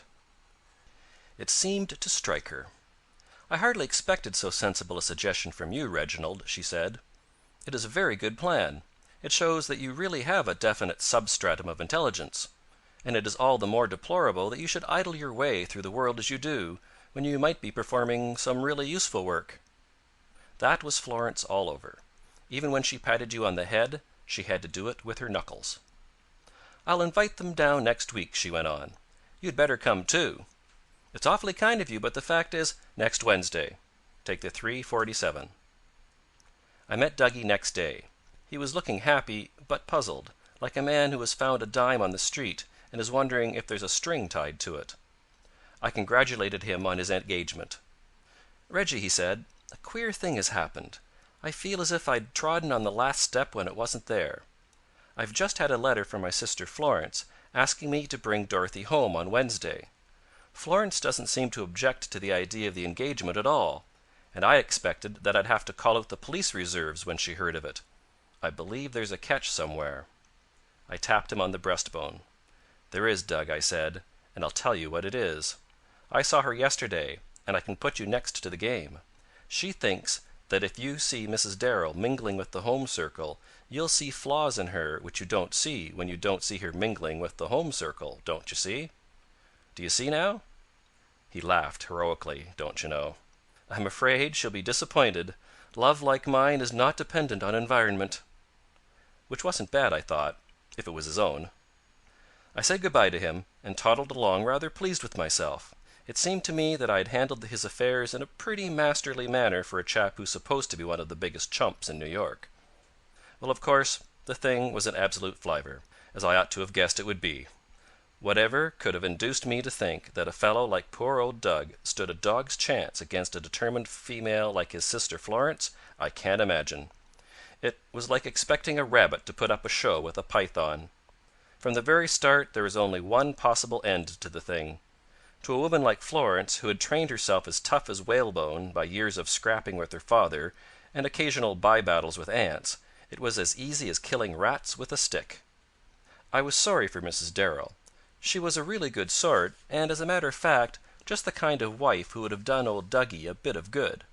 And on her own ground I shouldn't wonder if she might not have made a fight for it. But now she hadn't a chance. Poor old Duggie was just like so much putty in Florence's hands when he couldn't get away from her. You could see the sawdust trickling out of love's young dream in a steady flow. I took Mrs. Darrell for a walk one afternoon to see if I couldn't cheer her up a bit, but it wasn't much good. She hardly spoke a word till we were on our way home. Then she said with a sort of jerk, "I'm going back to New York tomorrow, Mr. Pepper." I suppose I ought to have pretended to be surprised, but I couldn't work it. "I'm afraid you've had a bad time," I said. "I'm very sorry." She laughed. "Thank you," she said. "It's nice of you to be sympathetic instead of tactful. You're rather a dear, Mr. Pepper." I hadn't any remarks to make. I whacked at a nettle with my stick. "I shall break off my engagement after dinner, so that Douglas can have a good night's rest. I'm afraid he has been brooding on the future a good deal. It will be a great relief to him." "Oh, no," I said. "Oh, yes. I know exactly how he feels. He thought he could marry me off, but he finds he overestimated his powers. He has remembered that he is a Cray. I imagine that the fact has been pointed out to him." "If you ask my opinion," I said, I was feeling pretty sore about it, "that woman Florence is an absolute cat." "My dear Mr. Pepper, I wouldn't have dreamed of asking your opinion on such a delicate subject, but I'm glad to have it. Thank you very much." "Do I strike you as a vindictive woman, Mr. Pepper?" "I don't think you do," I said. "By nature I don't think I am, but I'm feeling a little vindictive just at present." She stopped suddenly. "I don't know why I'm boring you like this, Mr. Pepper," she said. "For goodness sake, let's be cheerful. Say something bright." I was going to take a whirl at it, but she started in to talk, and talked all the rest of the way. She seemed to have cheered up a whole lot. She left next day. I gather she fired Duggie as per schedule, for the old boy looked distinctly brighter, and Florence wore an off-duty expression and was quite decently civil. Mrs. Darrell bore up all right. She avoided Duggie, of course, and put in most of the time talking to Edwin. He evidently appreciated it, for I'd never seen him look so nearly happy before. I went back to New York directly afterward, and I hadn't been there much more than a week when a most remarkably queer thing happened. Turning in at Hammerstein's for half an hour one evening, whom should I meet but brother Edwin, quite fairly festive, with a fat cigar in his mouth. "Hello, Reggie," he said. "What are you doing here?" I said. "I had to come up to New York to look up a life of Hilary de Cray at the library. I believe Mr. Man was a sort of ancestor." "This isn't the library." "I was beginning to guess as much. The difference is subtle but well marked." It struck me that there was another difference that was subtle but well marked, and that was the difference between the Edwin I'd left messing about over his family history a week before and the jovial rounder who was blowing smoke in my face now. "As a matter of fact," he said, "the library would be all the better for a little of this sort of thing. It's too conservative. That's what's the trouble with the library. What's the matter with having a cross-talk team and a few performing dogs there? It would brighten the place up and attract custom. Reggie, you're looking fatigued. I heard there's a place somewhere in this city, if you can only find it, expressly designed for supplying first aid to the fatigued. Let's go and look for it." I'm not given to thinking much as a rule, but I couldn't help pondering over this meeting with Edwin. It's hard to make you see the remarkableness of the whole thing, for, of course, if you look at it in one way, there's nothing so record-breaking in smoking a cigar and drinking a highball. But then you have never seen Edwin. There are degrees in everything, don't you know. For Edwin to behave as he did with me that night was simply nothing more nor less than a frightful outburst, and it disturbed me. Not that I cared what Edwin did, as a rule, but I couldn't help feeling a sort of, what do you call it, a presentiment that somehow, in some way I didn't understand, I was mixed up in it, or was soon going to be. I think the whole fearful family had got on my nerves to such an extent that the mere sight of any of them made me jumpy. And by George, I was perfectly right, don't you know. In a day or two along came the usual telegram from Florence, telling me to come to Madison Avenue. The mere idea of Madison Avenue was beginning to give me that tired feeling, and I made up my mind I wouldn't go near the place. But of course I did. When it came to the point, I simply hadn't the common manly courage to keep away. Florence was there as before. "Reginald," she said, "I think I shall go raving mad." This struck me as a mighty happy solution of everybody's troubles, but I felt it was too good to be true. "Over a week ago," she went on, "my brother Edwin came up to New York to consult a book at the library. I anticipated that this would occupy perhaps an afternoon, and was expecting him back by an early train next day. He did not arrive. He sent an incoherent telegram, but even then I suspected nothing." She paused. "Yesterday morning," she said, "I had a letter from my Aunt Augusta." She paused again. She seemed to think I ought to be impressed. Her eyes tied a bowknot in my spine. "Let me read you her letter. No, I will tell you its contents. Aunt Augusta had seen Edwin lunching at the Waldorf with a creature." "A what?" "My aunt described her. Her hair was of a curious dull bronze tint." "Your aunt's?" "The woman's. It was then that I began to suspect. How many women with dull bronze hair does Edwin know?" "Great Scott, why ask me?" I'd got used to being treated as a sort of "Hey, Bill" by Florence, but I was darned if I was going to be expected to be an encyclopedia as well. "One," she said. "That appalling Darrell woman." She drew a deep breath. "Yesterday evening," she said, "I saw them together in a taximeter cab. They were obviously on their way to some theatre." She fixed me with her eye. "Reginald," she said, "you must go and see her the first thing tomorrow." "What!" I cried. "Me? Why? Why me?" "Because you are responsible for the whole affair. You introduced Douglas to her. You suggested that he should bring her home. Go to her tomorrow and ascertain her intentions." "But—" "The very first thing." "But wouldn't it be better to have a talk with Edwin?" "I have made every endeavour to see Edwin, but he deliberately avoids me. His answers to my telegrams are wilfully evasive." There was no doubt that Edwin had affected a thorough bolt. He was having quite a pleasant little vacation, 2 weeks in sunny New York, and from what I've seen of him he seemed to be thriving on it. I didn't wonder Florence had got rather anxious. She'd have been more anxious if she'd seen him when I did. He'd got a sort of "New York is so bracing" look about him, which meant a whole heap of trouble before he trotted back to the fold. Well, I started off to interview Mrs. Darrell, and, believe me, I didn't like the prospect. I think they ought to train A.D.T. messengers to do this sort of thing. I found her alone. The rush hour of clients hadn't begun. "How do you do, Mr. Pepper?" she said. "How nice of you to call." Very friendly and all that. It made the situation darned difficult for a fellow, if you see what I mean. "Say," I said, "what about it? Don't you know?" "I certainly don't," she said. "What ought I to know about what?" "Well, about Edwin. Edwin Cray," I said. She smiled. "Oh, so you're an ambassador, Mr. Pepper." "Well, as a matter of fact, I did come to see if I could find out how things were running. What's going to happen?" "Are you consulting me professionally? If so, you must show me your hand. Or perhaps you would rather I showed you mine?" It was subtle, but I got on to it after a bit. "Yes," I said, "I wish you would." "Very well. Do you remember a conversation we had, Mr. Pepper, my last afternoon at the Crays? We came to the conclusion that I was rather a vindictive woman." "By George! You're stringing old Edwin so as to put one over on Florence." She flushed a little. "How very direct you are, Mr. Pepper. How do you know I'm not very fond of Mr. Cray? At any rate, I'm very sorry for him." "He's such a chump." "But he's improving every day. Have you seen him? You must notice the difference." "There is a difference." "He only wanted taking out of himself. I think he found his sister Florence's influence a little oppressive sometimes." "No, but see here," I said, "are you going to marry him?" "I'm only a palmist. I don't pretend to be a clairvoyant. A marriage may be indicated in Mr. Cray's hand, but I couldn't say without looking at it." "But I shall have to tell her something definite, or she won't give me a moment's peace." Tell her her brother is of age. Surely that's definite enough." And I couldn't get any more out of her. I went back to Florence and reported. She got pretty excited about it. "Oh, if I were a man," she said. I didn't see how that would have helped. I said so. "I'd go straight to Edwin and drag him away. He is staying at his club. If I were a man, I could go in and find him—" "Not if you weren't a member," I said. "And tell him what I thought of his conduct. As I'm only a woman, I have to wait in the hall while a deceitful small boy pretends to go and look for him." It had never struck me before what a splendid institution a club was. Only a few days back I'd been thinking that the subscription to mine was a bit steep, but now I saw that the place earned every cent of the money.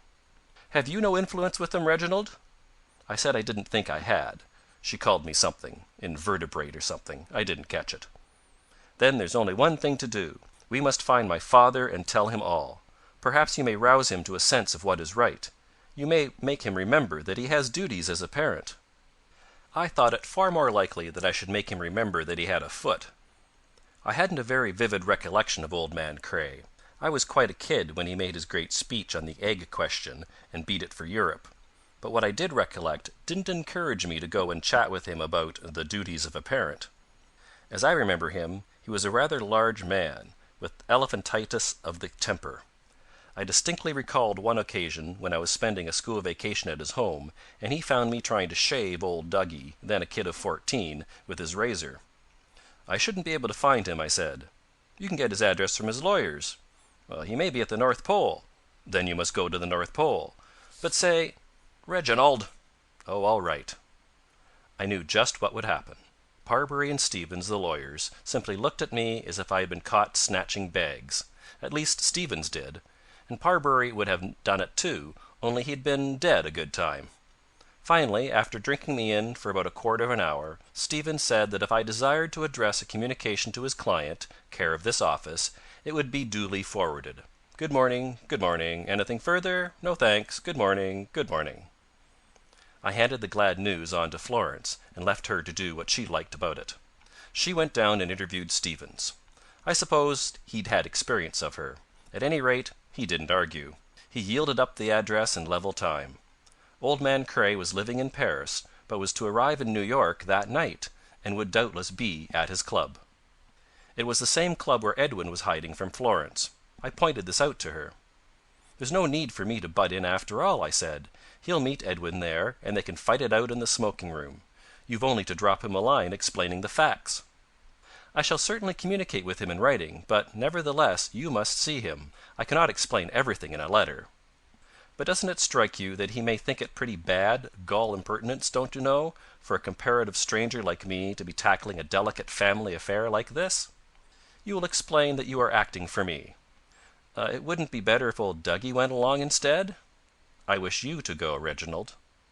Well, of course, it was all right, don't you know, but I was losing several pounds a day over the business. I was getting so light that I felt that, when the old man kicked me, I should just soar up to the ceiling like an air balloon. The club was one of those large clubs that look like prisons. I used to go there to lunch with my uncle, the one who left me his money, and I always hated the place. It was one of those clubs that are all red leather and hushed whispers.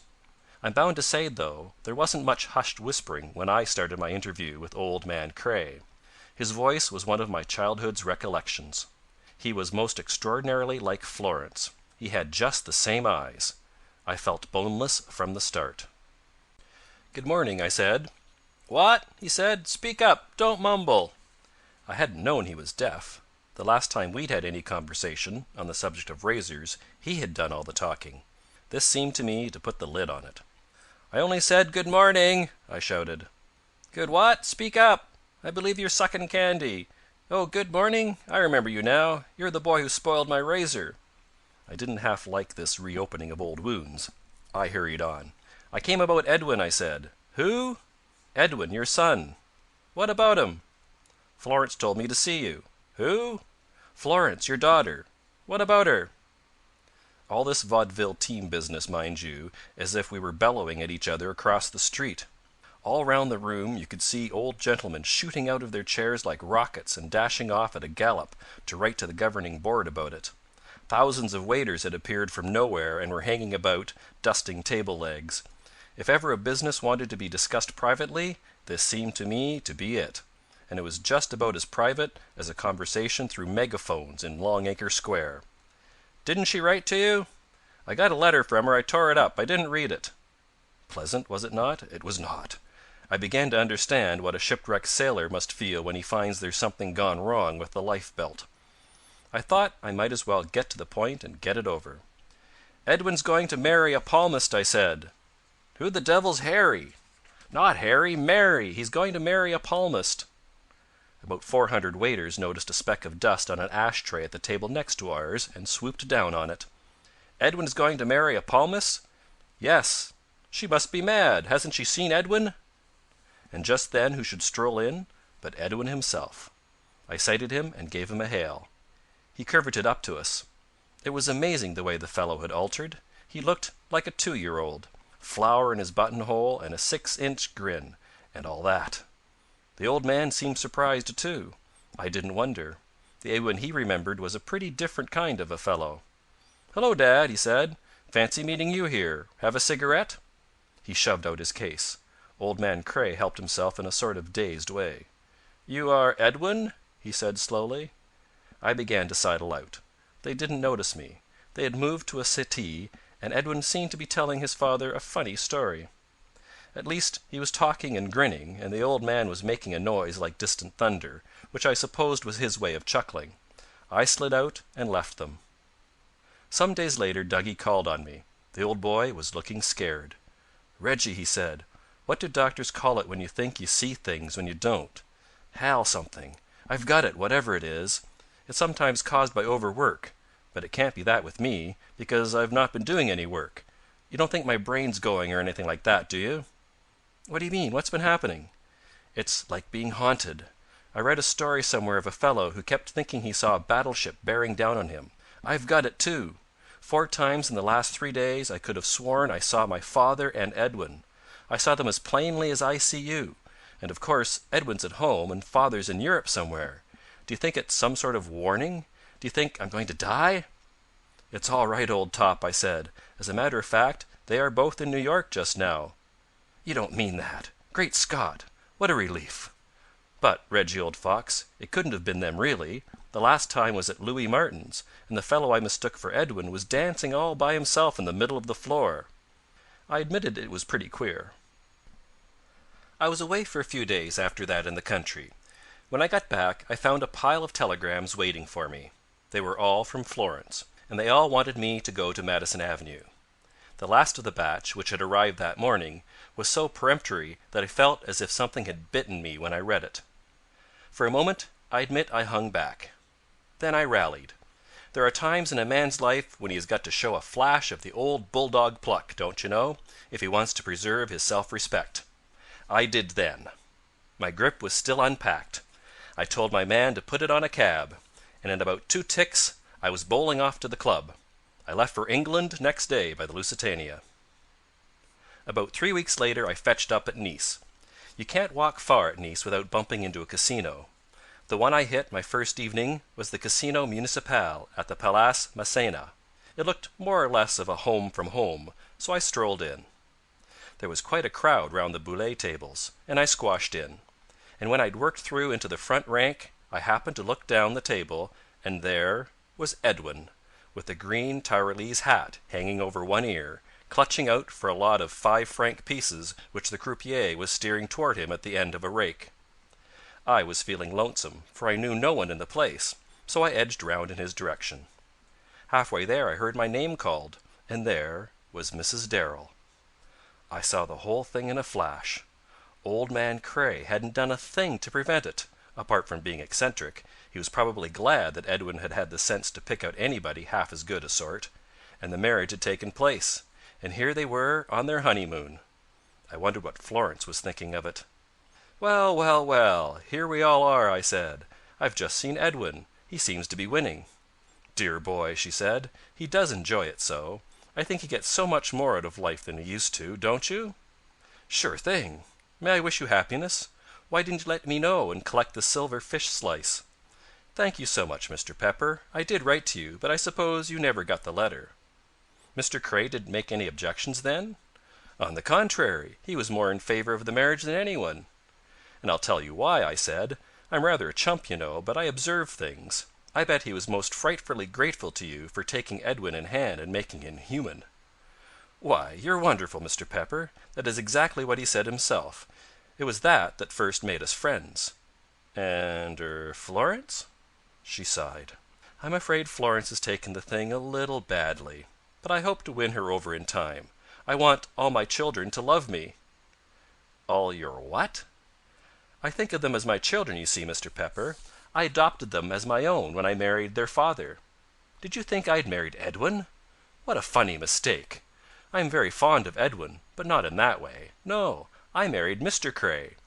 We left him at our villa last night, as he has some letters to get off. You must come and see us, Mr. Pepper. I always feel that it was you who brought us together, you know.